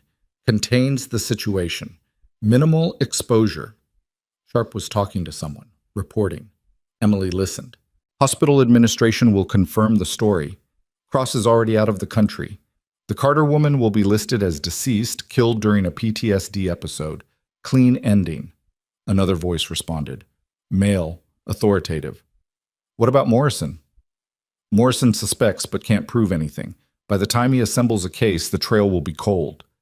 Emily's blood boiled. They'd planned everything. Cross was the operator, Sharp was the handler, and someone higher was protecting them both. She keyed the radio. You made one mistake. Silence. Then Sharp's voice, tight with anger. You should be dead. Add it to the list of things that didn't go your way tonight. Emily moved between vehicles, staying mobile. I know about Syria. I know about Cross's recruitment. I know you've been running him for 5 years. Knowing and proving are different things. Morrison will prove it. He's probably already tracing your communications. Sharp laughed. Morrison is 60 miles away dealing with a conveniently timed security incident at Fort Carson. He won't be available for hours. Emily's stomach dropped. They'd isolated Morrison too, but Sharp kept talking. You're alone, Emily. No backup, no evidence, no credibility.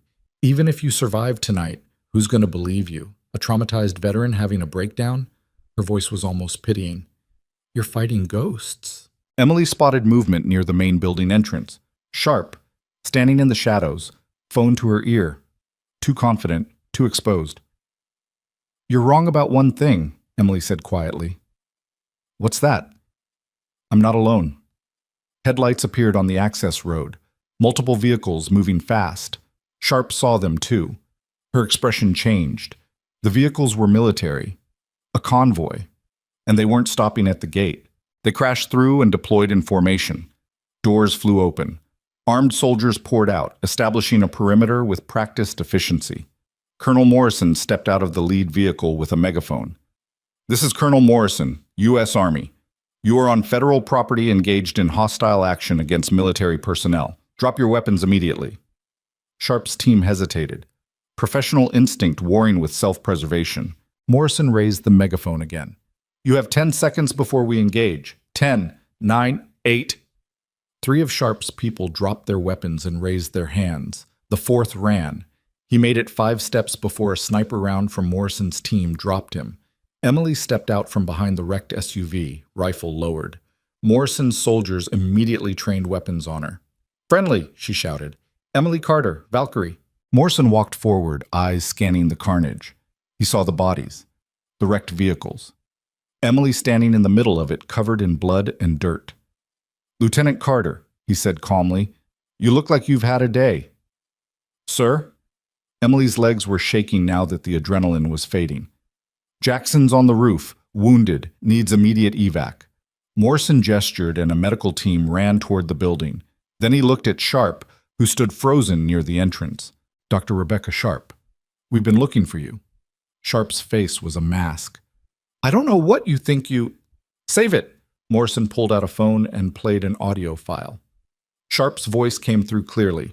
Cross is already out of the country. The Carter woman will be listed as deceased, killed during a PTSD episode. Sharp went pale. That's from the radio frequency your team was using, Morrison said. We intercepted it 20 minutes ago. It's how we knew where to come. Emily stared. You were listening the whole time. Since you called Webb with your theory about Cross and Sharp, we couldn't get here faster without tipping them off. Morrison's expression was grim. I'm sorry we cut it so close.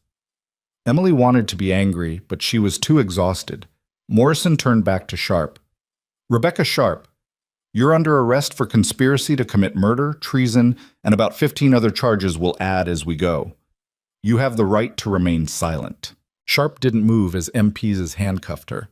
Her face stayed blank, but her eyes burned with calculation.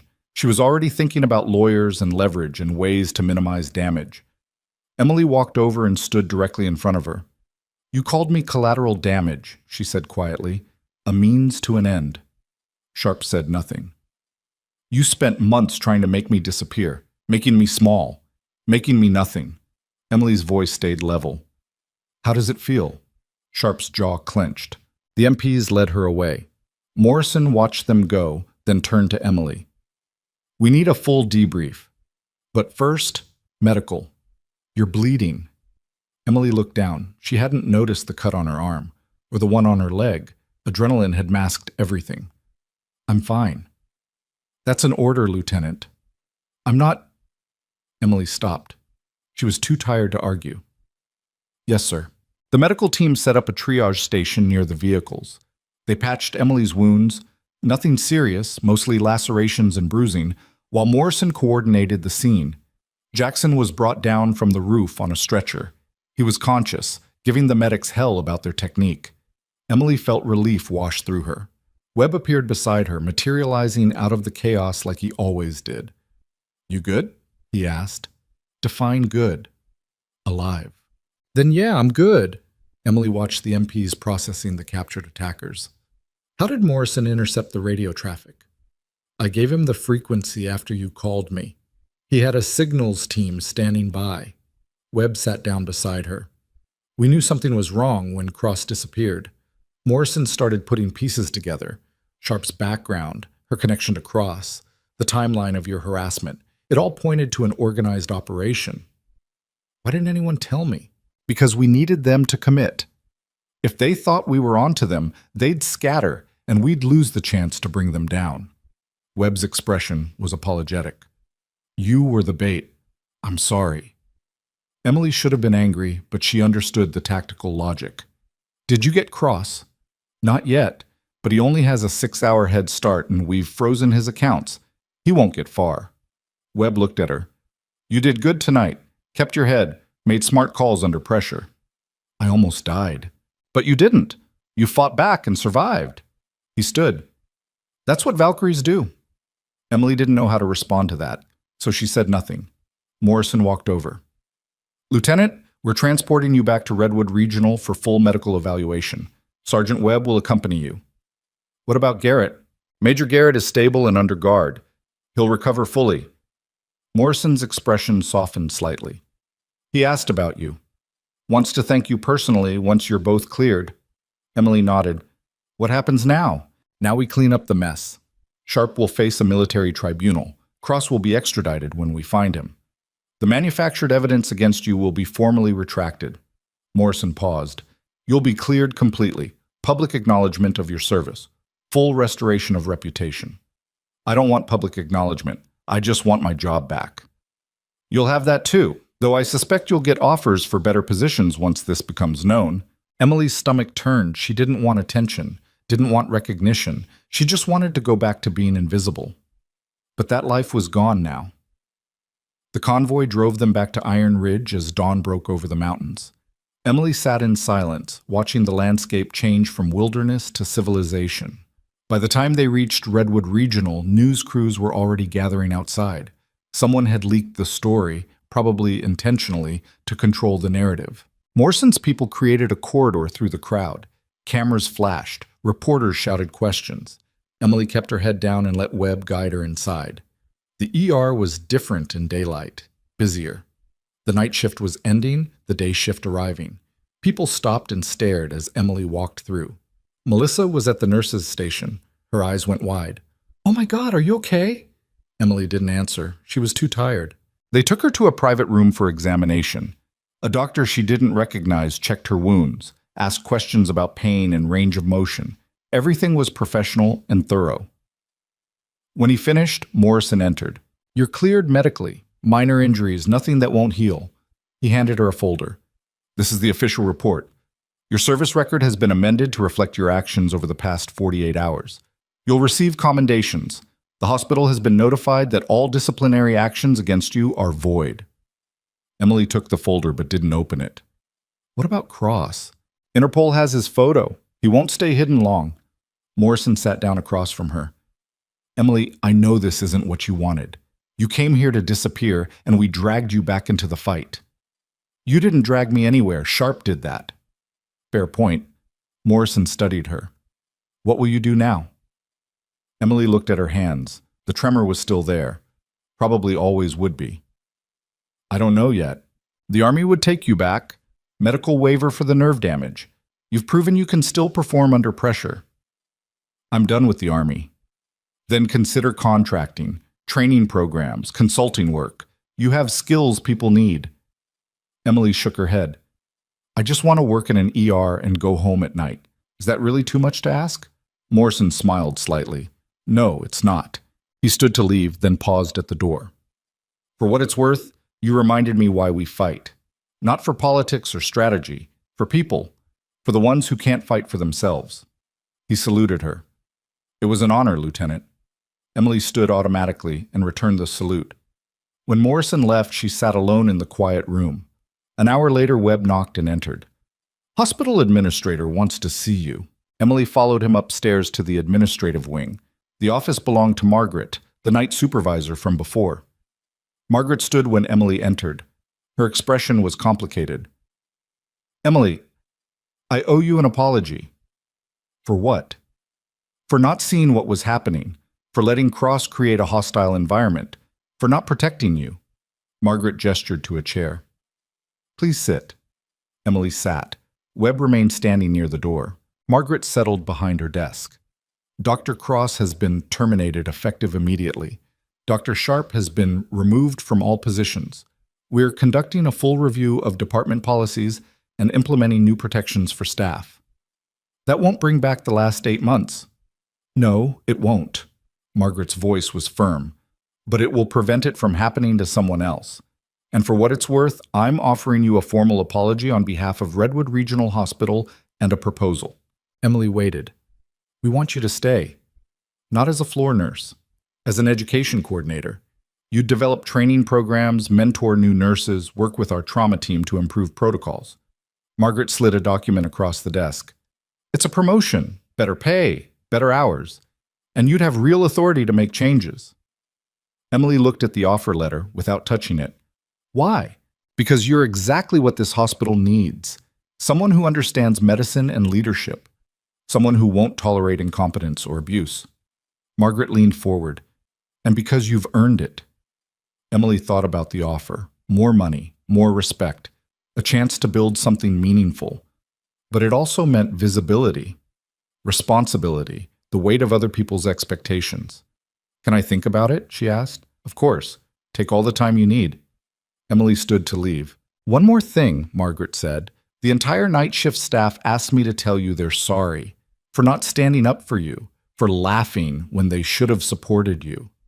Emily looked back. Are they really sorry, or are they just scared of looking bad now that the truth is out? Margaret didn't answer immediately. Does it matter? Yeah, Emily said quietly. It does. She left the office. Webb walked her back to the ER. What are you going to do? I don't know yet. That's fair. He checked his watch. I need to get back to base, but I meant what I said before. You need anything, call me. I will. Webb hesitated. You know, most people would have broken under what you went through, the isolation, the gaslighting, the attack, but you didn't. I came pretty close. Close doesn't count. You survived. You fought back. You won. He offered his hand. That's not nothing. Emily shook his hand. Thanks, Webb. He left. Emily stood in the ER hallway, unsure what to do next. She wasn't on the schedule. She wasn't injured enough to be admitted. She was just there. A familiar voice called out. Carter? She turned. Jordan was walking toward her, looking nervous. Hey, Jordan said. Can we talk? Emily waited. I'm sorry. For all of it. For laughing when Cross humiliated you. For not speaking up. For being a coward. Jordan's voice cracked. You saved Major Garrett's life and you nearly died because we didn't have your back. That's on us. Emily studied her. You're right. It is. Jordan flinched. But I'm tired of being angry, Emily continued. So here's what I'll say. Do better. When you see someone getting abused, speak up. When you see someone struggling, help. Don't wait until the truth comes out to decide to care. Jordan nodded, eyes wet. I will. I promise. She walked away. Emily turned and found herself face to face with the patient from Bay 4, the man who'd coded. He was in a wheelchair, his wife beside him. You're Emily Carter? He asked. Yes. I'm Robert Hayes. The night I came in with chest pain, he stopped, emotion overwhelming him. My wife told me what happened, that you tried to get the doctor to keep me for observation and he wouldn't listen, that I coded and you helped save my life. Emily didn't know what to say. His wife spoke up. If you hadn't pushed, he'd be dead. The doctors told us he had a pulmonary embolism. It was developing all night. I'm glad you're okay, Emily said quietly. Robert reached out and took her hand. Thank you. For seeing what others missed. For caring when it mattered. Emily felt something crack inside her chest. Not breaking. Opening. You're welcome, she managed. They left, and Emily stood alone again in the hallway. Her phone buzzed.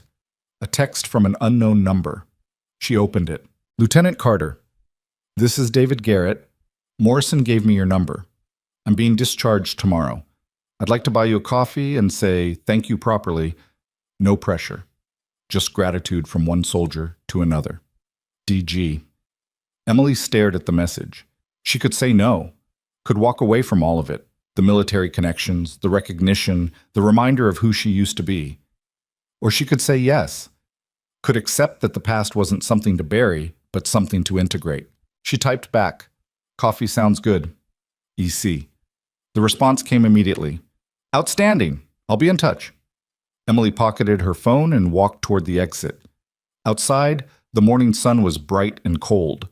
News vans were still parked in the lot, but the reporters had mostly dispersed. She got in her car and sat there for a moment. 8 months ago, she'd arrived at this hospital broken and desperate. She'd made herself small, invisible, hoping to disappear into routine. But you couldn't disappear from yourself. The trauma was still there, the scars, the tremor. But so was the strength, the skill. The part of her that ran into fire because someone needed saving. Valkyrie. She started the car. Her phone rang. Morrison's number, she answered. "Yes, sir?" "We found Cross." Emily's heart skipped. "Where?" "Airport in Mexico City, trying to board a flight to Buenos Aires. Mexican authorities have him in custody. Extradition paperwork is already filed." Emily exhaled slowly. "Good." "There's more. He's talking. Giving up names. The operation was bigger than we thought. Multiple hospitals, multiple targets. Sharp wasn't the only handler." Morrison's voice was grim. "This is going to take months to unravel." "Will they need me?" "For testimony, yes, but not immediately. You've done enough for now." Emily wasn't sure if that was true, but she accepted it. "Thank you for calling, sir. One last thing. Garrett told me what you said to him in the ICU, about just wanting to do your job and go home." Emily waited. "He said you reminded him why he serves. Not for glory, not for recognition, just to make sure people get to go home safe." Morrison paused. "That's the truest kind of service there is." The line went dead. Emily sat with those words. Then she put the car in gear and drove. Not to her apartment, not yet. She drove to the cemetery on the edge of town where they'd buried the soldiers from her unit who didn't make it home. She visited sometimes when the nightmares got bad. She found the markers she knew by heart, names etched in stone, people she'd fought beside, people she'd tried to save, people she'd failed. She knelt in the cold grass. "I'm still here," she said quietly. "Still fighting, still carrying you forward." The wind moved through the trees. "I think I'm going to be okay." And for the first time in 4 years, she believed it. She stood, saluted the markers, and walked back to her car. Her phone buzzed again. A message from Webb. Cross gave up Sharp's handler. Name is Colonel Richard Preston, stationed at the Pentagon. They arrested him an hour ago. Emily read the message twice. A Pentagon colonel. That was the voice she'd heard on Sharp's radio, the one asking about Morrison. The conspiracy reached higher than anyone thought. Another message came through. There's going to be a formal investigation. Senate hearings. The whole thing. They'll want you to testify. Emily closed her eyes. She'd wanted to disappear, to be left alone. Instead, she was going to be dragged into the spotlight. But maybe that was the point. Maybe the ones who survived had a responsibility to speak for the ones who didn't. She texted back, "I'll do whatever's needed." Webb's response was immediate. "I know you will. That's why you're Valkyrie." Emily put the phone away and started driving home. The apartment looked exactly like she'd left it. Small, depressing, empty, but temporary. She could move, find something better, build a life instead of just surviving one. Her phone rang again. She almost didn't answer, but the caller ID showed Redwood Regional, Margaret. She picked up. "Hello? Emily, it's Margaret. I know you need time to think about the position, but something's come up." Emily's stomach tightened. "What?" Dr. Cross had a partner, another physician working at a hospital in Denver. The FBI just arrested her 20 minutes ago. Margaret's voice was shaken. They're sweeping through medical facilities across Colorado looking for more. This is huge. "What do you need from me?" "The FBI wants to interview you. They think Cross may have recruited others while he was here. They need your observations, your recollections, anything that might help identify additional conspirators." Emily sat down heavily. "When?" "They're on their way now. They'll be here in an hour." "I'll be there." She hung up and looked around her apartment. The challenge coin Webb had given her was still in the glove compartment of her car.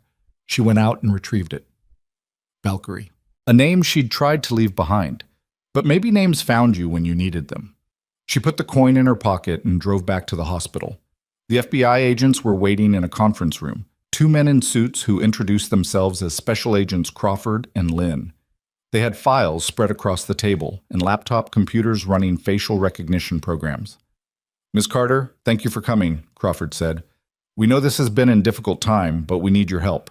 Emily sat down. "What do you need to know?" Dr. Cross worked at Redwood Regional for 2 years. During that time, he had access to patient records, staff information, operational protocols. We believe he may have been cultivating additional assets, other medical professionals who could be leveraged or recruited.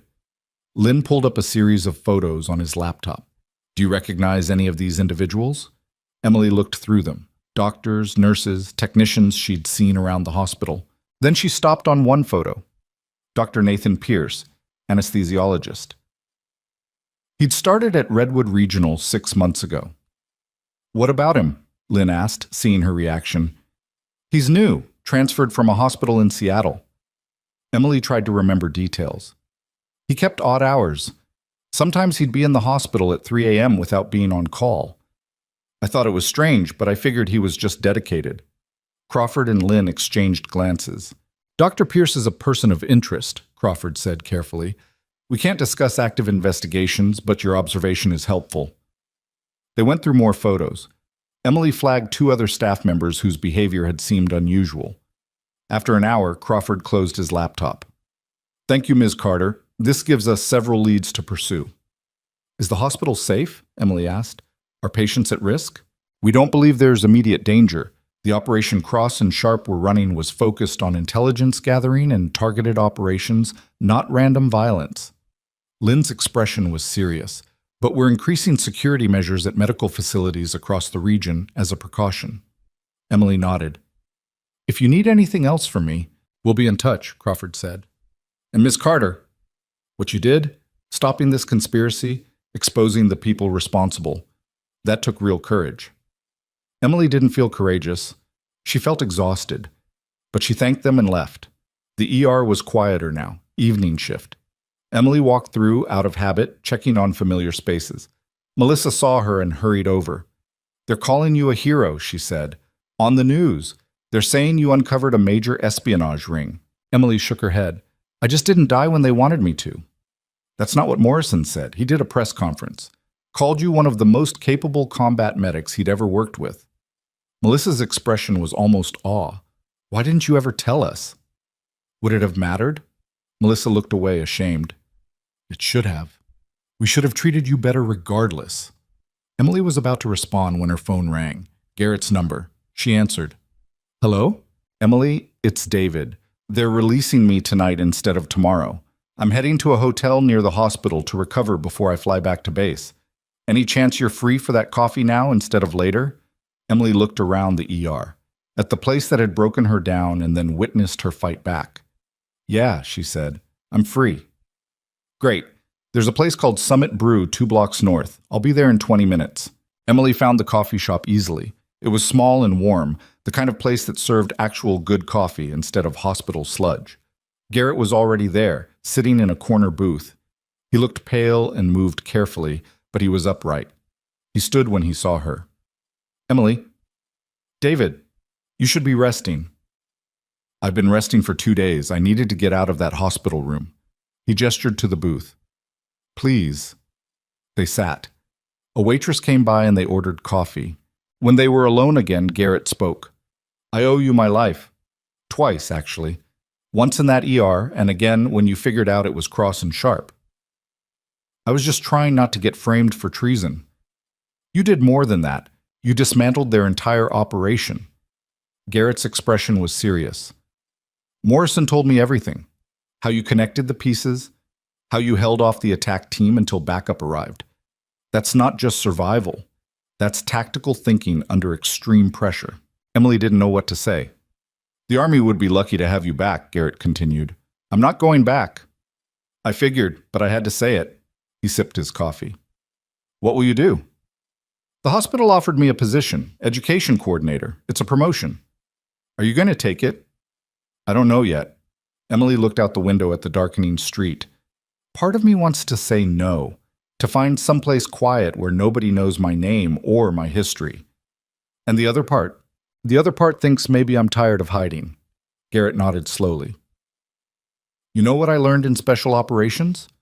The best people are the ones who don't want the spotlight but step into it anyway because it's the right thing to do. That sounds like a recruitment pitch. It's not. It's an observation. He set down his coffee. You're going to do great things, Emily, whether it's here or somewhere else. And for what it's worth, you have my support and my recommendation whenever you need it. Emily felt her throat tighten. Thank you. They talked for another hour about the war, about recovery, about the strange liminal space between soldier and civilian. When Emily finally left, the night was fully dark and the temperature had dropped. She drove home slowly, thinking.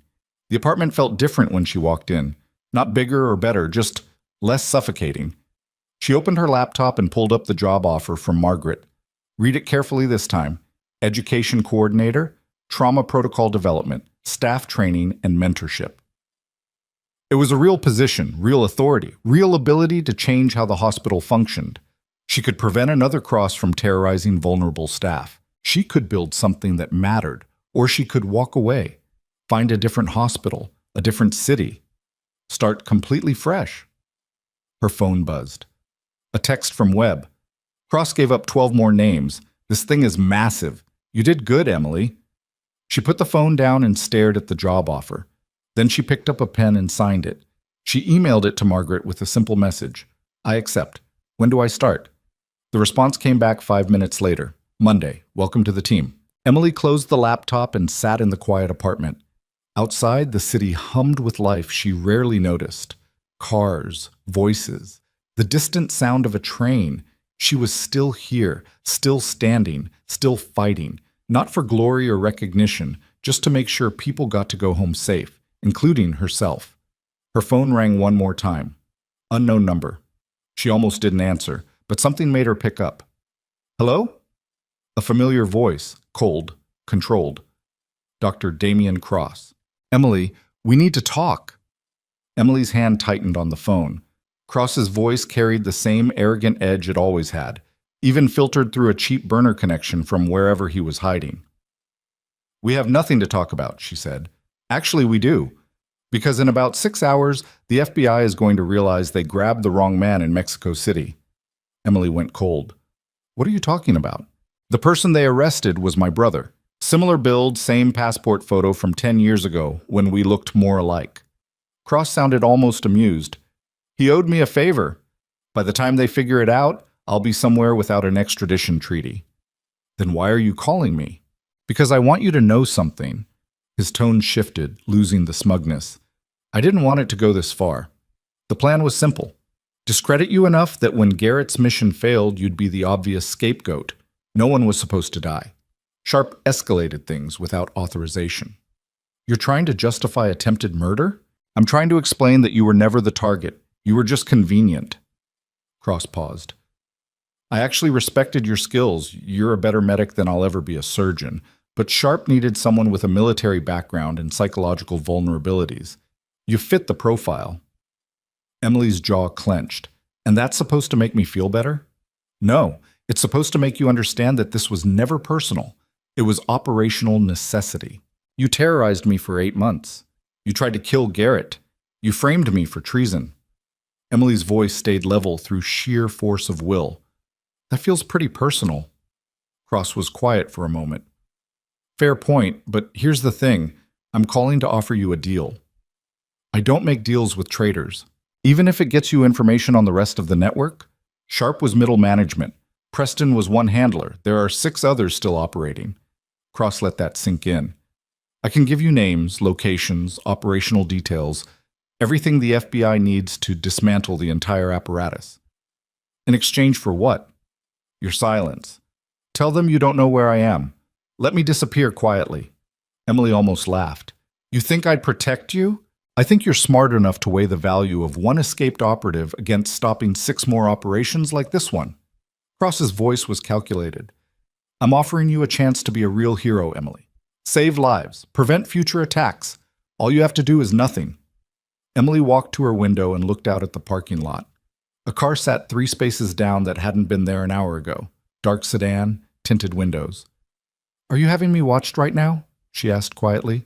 Cross hesitated. "Insurance, in case you decide to make this difficult." "So much for nothing personal." "It's not a threat. It's a precaution. I need to know you'll stay quiet until I'm clear." Emily's mind was racing. Cross was desperate, which made him dangerous. But he'd also just admitted to surveillance, which meant he was still close enough to coordinate assets in real time. "Send me the information first," she said. "Then we'll talk about deals." "I'm not stupid, Emily. Neither am I. You want me to trust you? Prove you have something worth trading." Cross was silent for 10 seconds. Then, "Check your email. Encrypted file. Password is the date you pulled Webb out of that convoy in Kandahar. Month, day, year, no spaces." He hung up. Emily opened her laptop and refreshed her email. A new message from an anonymous account. Single attachment. She entered the password, November 17, 2020. The file opened. It was a directory. Names, locations, cover identities for operatives embedded in hospitals, military bases, and government facilities across the western United States. Her stomach dropped. This was bigger than anyone had realized. She grabbed the secure phone Morrison had given her and called. He answered on the second ring. "Carter, what's wrong?" "Cross just called me. He's still in the country. He sent me an intel dump, names and locations of other operatives in the network." Morrison swore. "Where is he?" "I don't know, but he has people watching my apartment. He wants me to stay quiet while he escapes." Emily pulled up the file. "Sir, this list, there are 16 names here. Medical facilities, supply depots, training centers. They've penetrated deep. Forward me everything. I'm dispatching teams to your location now." Emily sent the file, then grabbed her jacket. "The car outside my apartment, dark blue sedan, Colorado plates. Already tracking it. Stay inside until my people arrive." "How long?" 10 minutes. Can you hold that long?" Emily looked at the door. She'd barricaded it earlier without thinking about it. Old habits from overseas. "Yeah, I can hold." "Good. Stay on the line." Emily watched the sedan through the window. No movement.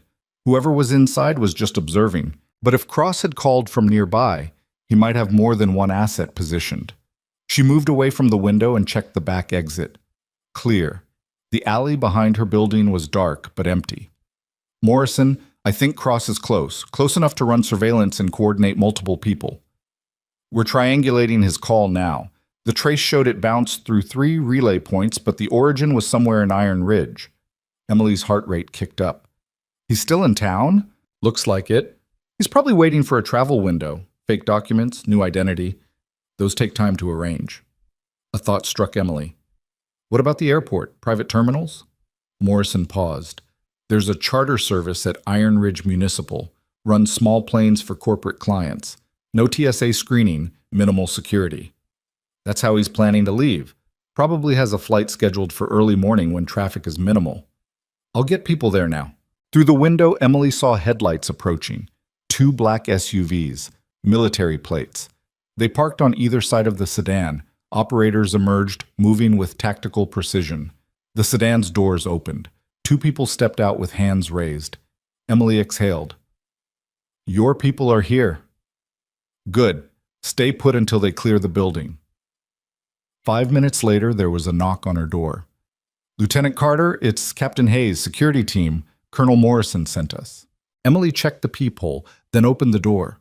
Captain Hayes was mid-30s, built like a linebacker with sharp eyes that scanned the apartment automatically. "You're secure, ma'am. The individuals in the sedan are in custody. They're not talking yet, but we'll get information." "What about Cross?" "Still hunting, but if he's planning to use the charter terminal, we'll have him by dawn." Hayes handed her a tactical radio. "This is encrypted. If Cross contacts you again, signal us immediately." Emily took the radio. "What do you want me to do?" "Stay here. Stay safe. Let us handle the rest." But Emily knew Cross. He wouldn't go quietly, and if he felt cornered, he'd escalate. "He's going to call again," she said. "He wants confirmation that I'm cooperating." Hayes nodded. "If he does, stall him. Keep him talking. We need time to position assets at the airport." The security team established a perimeter around her building while Emily waited. Morrison called back with updates. The FBI was raiding locations from Cross's list, teams were converging on the charter terminal, and Cross's brother in custody had confirmed the switch. At 3:15, Emily's phone rang again. Cross. She answered on speaker so Hayes could hear. "What now? Have you made a decision?" Cross asked. "I'm considering it, but I need more assurance. How do I know you won't just disappear and leave me holding the bag? Because I gain nothing from that. Once I'm clear, the network is blown anyway. I'm offering you a head start to stop it before more people die." "Where are you going?" Cross laughed. "Nice try. Are you stalling for a trace?" "I'm stalling because I don't trust you. You spent 8 months making my life hell. You tried to have me killed. Give me one reason I should help you." "Because you're better than me. Because you actually care about saving lives instead of just using people." Cross's voice carried an edge of bitterness. "I was recruited because I was ambitious and stupid. Sharp promised me money, influence, a career beyond what I could achieve legitimately. I took it because I thought I deserved more than what I had. That's not a reason. That's an excuse." "You're right. It is."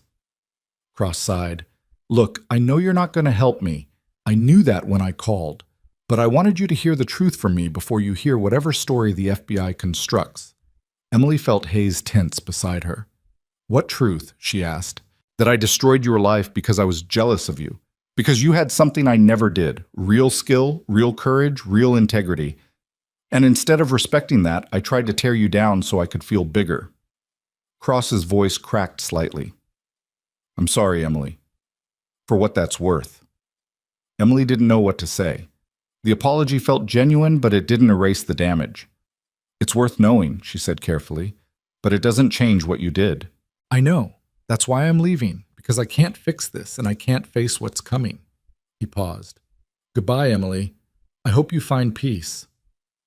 The line went dead. Hayes immediately radioed his team. "Subject just ended contact. He's moving. All units converge on the airport."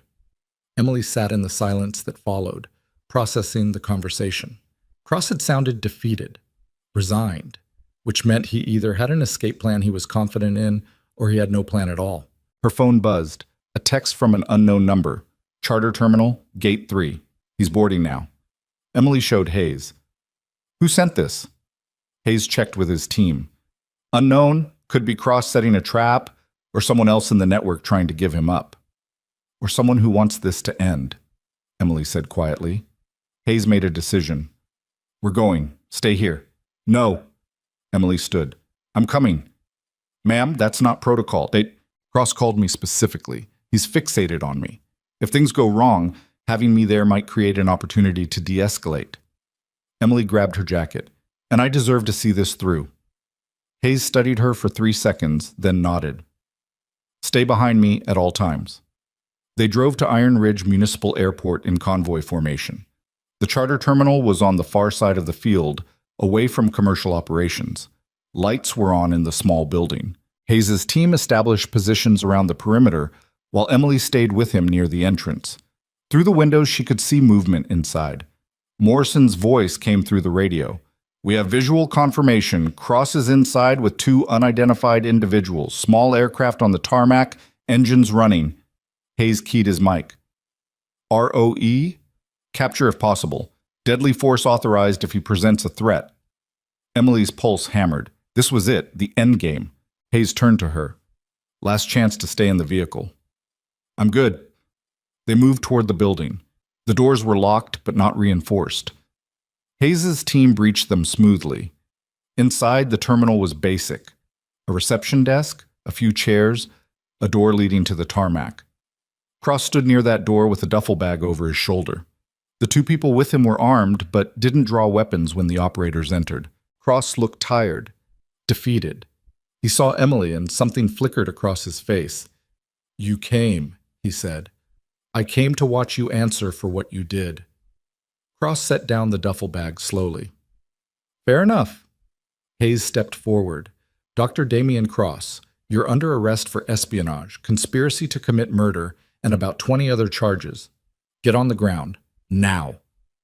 Cross looked at the door to the tarmac. The plane was right there, 50 feet away. He could run, but he didn't. He knelt down and put his hands behind his head. I'm done running, he said quietly. Hayes's team moved in and secured him with practiced efficiency. The two armed individuals surrendered without resistance. Emily watched as they led Cross away in handcuffs. He looked at her one last time. I meant what I said. You're better than all of us. Then he was gone. Morrison arrived 20 minutes later as the sun started rising over the mountains. He found Emily sitting on the hood of one of the SUVs, watching the airport come to life. You okay? He asked. I don't know yet. Emily looked at him. Is it really over? The immediate threat is. Cross is in custody. Sharp's cooperating now that she knows Cross gave her up. Preston is facing court-martial. Morrison sat beside her. The rest of the network will take time to dismantle, but we have the roadmap now, thanks to you. I didn't do anything special, I just survived. You did more than survive. You fought back when most people would have broken. You connected pieces trained investigators missed. You stood your ground when killers came for you. Morrison's voice was firm. Don't minimize that. Emily watched the sky lighten. What happens now? Now you go home. Rest. Recover. Start that new job on Monday. Morrison stood. And eventually, when you're ready, you testify at the trials. Help us put these people away for good. I can do that. Morrison offered his hand. It's been an honor, Lieutenant. Emily shook it. Just Emily, sir. I think I'm done with ranks. Just Emily, then. He smiled slightly. Take care of yourself. He left. Hayes drove Emily back to her apartment. The sun was fully up now, painting Iron Ridge in gold and shadow. You did good work tonight, Hayes said. I just showed up. That's the hardest part, showing up when it matters. He pulled into her parking lot. Get some sleep, you've earned it. Emily went inside and collapsed on her bed without undressing. Sleep came fast and deep. She woke 12 hours later to her phone ringing, Margaret's number. Hello? Her voice was rough with sleep. Emily, I'm so sorry to bother you. I know you've been through hell, but we have a situation at the hospital and we could really use your input. Emily sat up. What kind of situation? Mass casualty incident? Bus accident on the highway? We're overwhelmed and the trauma team is struggling with triage. I know you're not supposed to start until Monday, but I'll be there in 20 minutes. Emily threw on clean scrubs and drove to the hospital. The ER was controlled chaos when she arrived. Patients on gurneys in the hallways, families crying, staff running between rooms. Margaret met her at the entrance. Thank you for coming. I know this is asking a lot. Where do you need me? Margaret pointed to the trauma bay. Triage. We have 6 critical patients and only 3 trauma rooms. Someone needs to make the calls on who gets immediate intervention. Emily walked into the ER and everything else fell away. This was what she knew. This was what she was built for. She moved through the chaos with absolute focus, assessing injuries, prioritizing care, directing resources. Her hands shook, but they worked. Her voice stayed calm while her mind calculated odds and outcomes. She saved 3 lives in the first hour by making hard calls about who could wait and who couldn't. Melissa and Jordan worked beside her, taking orders without question. The hostility was gone. So was the pity. They just worked as a team. 4 hours later, the worst was over. The last critical patient was stable and headed to surgery. Emily stepped back and let the day shift take over. She found Margaret in the hallway. That was extraordinary, Margaret said. You coordinated a mass casualty response better than physicians with 20 years' experience. Emily pulled off her gloves. It's what I was trained for. I know, but I'm grateful you were here to do it. Margaret hesitated. The staff want to thank you. There's going to be a department meeting tomorrow. They want to formally recognize what you've done, both today and over the past week. That's not necessary. Maybe not, but it's deserved. Margaret's expression softened. Emily, you've changed this place already, before you even officially started. That's powerful. Emily thought about Cross's words, about jealousy and insecurity, about tearing people down instead of building them up. I don't want recognition, she said. I just want to work in a place where people treat each other with respect, where competence matters more than ego. Then that's what we'll build, together. Emily nodded. Okay. She went home and showered, washing the blood and sweat away. When she looked in the mirror, she saw someone different from the person who'd arrived in Iron Ridge 8 months ago, scarred, tired, but not broken. Never broken. The next day, the hospital held the department meeting. Emily stood in front of the entire ER staff while Margaret read a formal commendation recognizing her actions during the mass casualty incident. Then Melissa stood up. "I want to say something," she said, voice shaking slightly. "Emily, we failed you. We let Cross abuse you because it was easier than standing up to him. We laughed when we should have supported you, and when everything came out, we felt ashamed." Jordan stood next to her. "We don't expect forgiveness, but we want you to know that we're committed to doing better, to being better, because you showed us what real strength looks like." The rest of the staff stood in solidarity.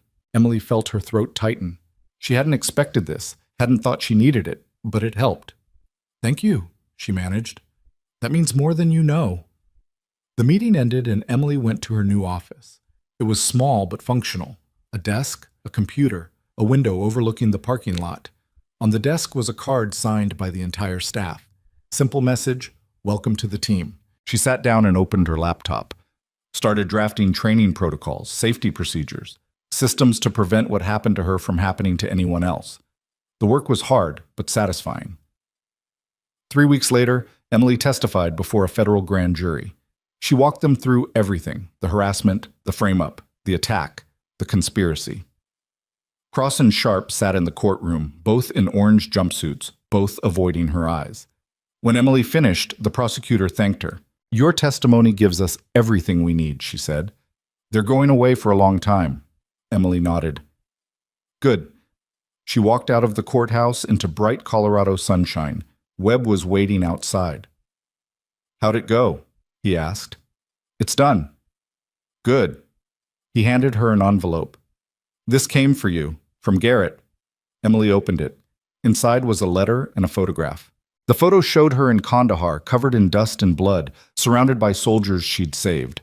She didn't remember anyone taking it, but there she was, Valkyrie, in the middle of chaos, doing what she did best. The letter was short. "Emily, this photo has been on my desk for 4 years. It reminds me that the best people are the ones who show up when things are hardest.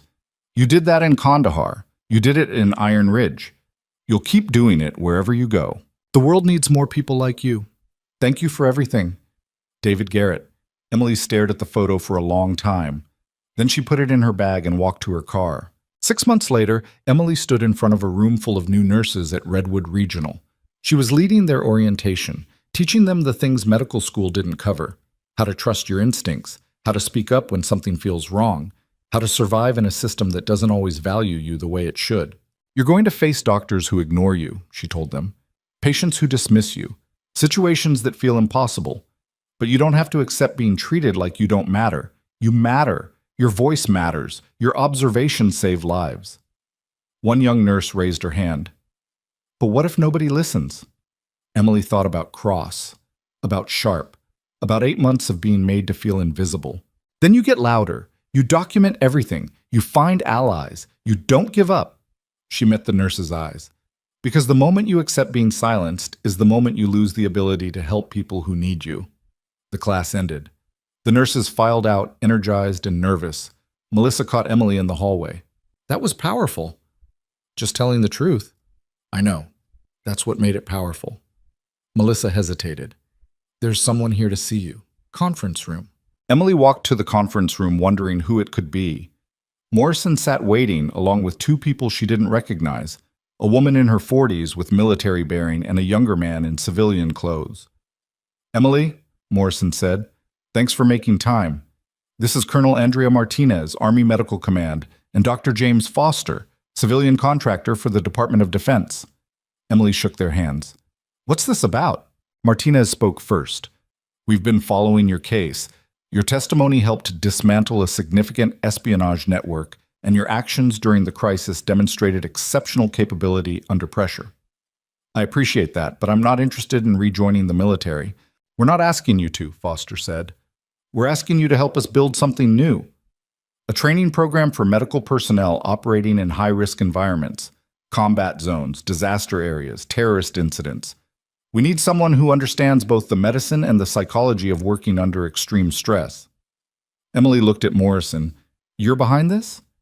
I recommended you, but the decision is yours. Martinez slid a folder across the table. It's a civilian position, contract work, not active duty. You design curricula, lead training exercises, consult on protocol development. You'd be based in Colorado, but travel is needed.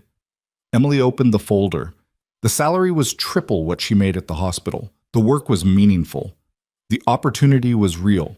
But it meant leaving Redwood Regional, leaving the team she'd just started building. Can I think about it? She asked. Of course, Foster said. We're not in a rush. Take the time you need. They left. Emily sat alone in the conference room, looking at the offer. A year ago, she would have jumped at it.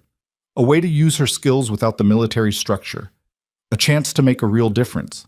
But things were different now. She had roots in Iron Ridge, friendships, a purpose that felt personal and immediate. She thought about the new nurses she was training, about Melissa and Jordan learning to be better, about Margaret working to change the culture, about all the small daily battles that mattered just as much as the big dramatic ones.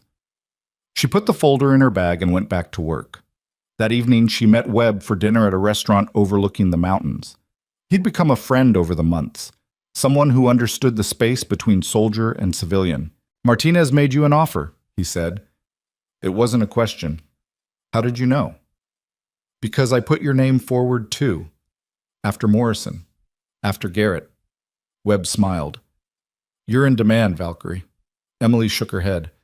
I don't know if I want that life, the travel, the pressure, the constant reminder of things I'm trying to move past. Then don't take it. Stay here. Keep doing what you're doing. Webb's expression was serious. But don't stay because you're afraid. Stay because it's what you want. Emily looked out at the mountains turning gold in the sunset. What if I'm not sure what I want? Then take your time figuring it out. You've earned that. They finished dinner and Emily drove home. Her apartment was still small, but she'd made it more livable. Actual furniture, plants that were mostly alive, photos on the walls, including the one Garrett had sent. She sat on her couch and pulled out the offer letter again. Read it carefully. Then she made her decision. The next morning, she called Colonel Martinez. I appreciate the offer, Emily said, but I'm going to decline. Martinez took it well. Can I ask why? Because I'm building something here that matters to me. A team, a culture, a place where people like me don't have to fight so hard to be heard. Emily looked out her office window at the ER below. That's worth more than any contract. I understand, but the offer stays open. If you change your mind, call me. Emily hung up and went to find Margaret. I'm staying, she told her. Long term. If you'll have me. Margaret's face broke into a genuine smile. I was hoping you'd say that, because I've been thinking about expanding your role, Department Director of Emergency Services. You'd oversee not just training, but operations, policy, quality improvement. Emily blinked. That's a big job. And you're the right person for it. Margaret extended her hand. What do you say? Emily thought about Cross and Sharp and everyone who'd tried to make her small, about the nurses who'd ignored her and the system that had failed her, about how she'd survived all of it and come out stronger. She shook Margaret's hand. I say yes. 3 years later, Emily stood at a podium addressing the Colorado Emergency Medicine Conference. She'd been invited to speak about trauma response and medical leadership under crisis conditions. The ballroom was packed with physicians, nurses, paramedics, administrators, people who saved lives every day. I want to tell you a story, Emily began, about a nurse who spent 8 months being told she didn't matter, who was harassed, undermined, and nearly destroyed by people who should have been her colleagues, who was framed for crimes she didn't commit and almost killed by conspirators trying to cover their tracks. The room was silent. That nurse was me.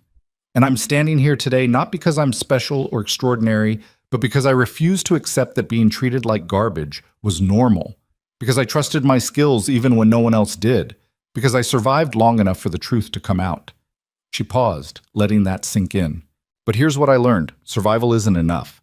You can survive and stay broken. You can survive and stay angry, or you can survive and build something better.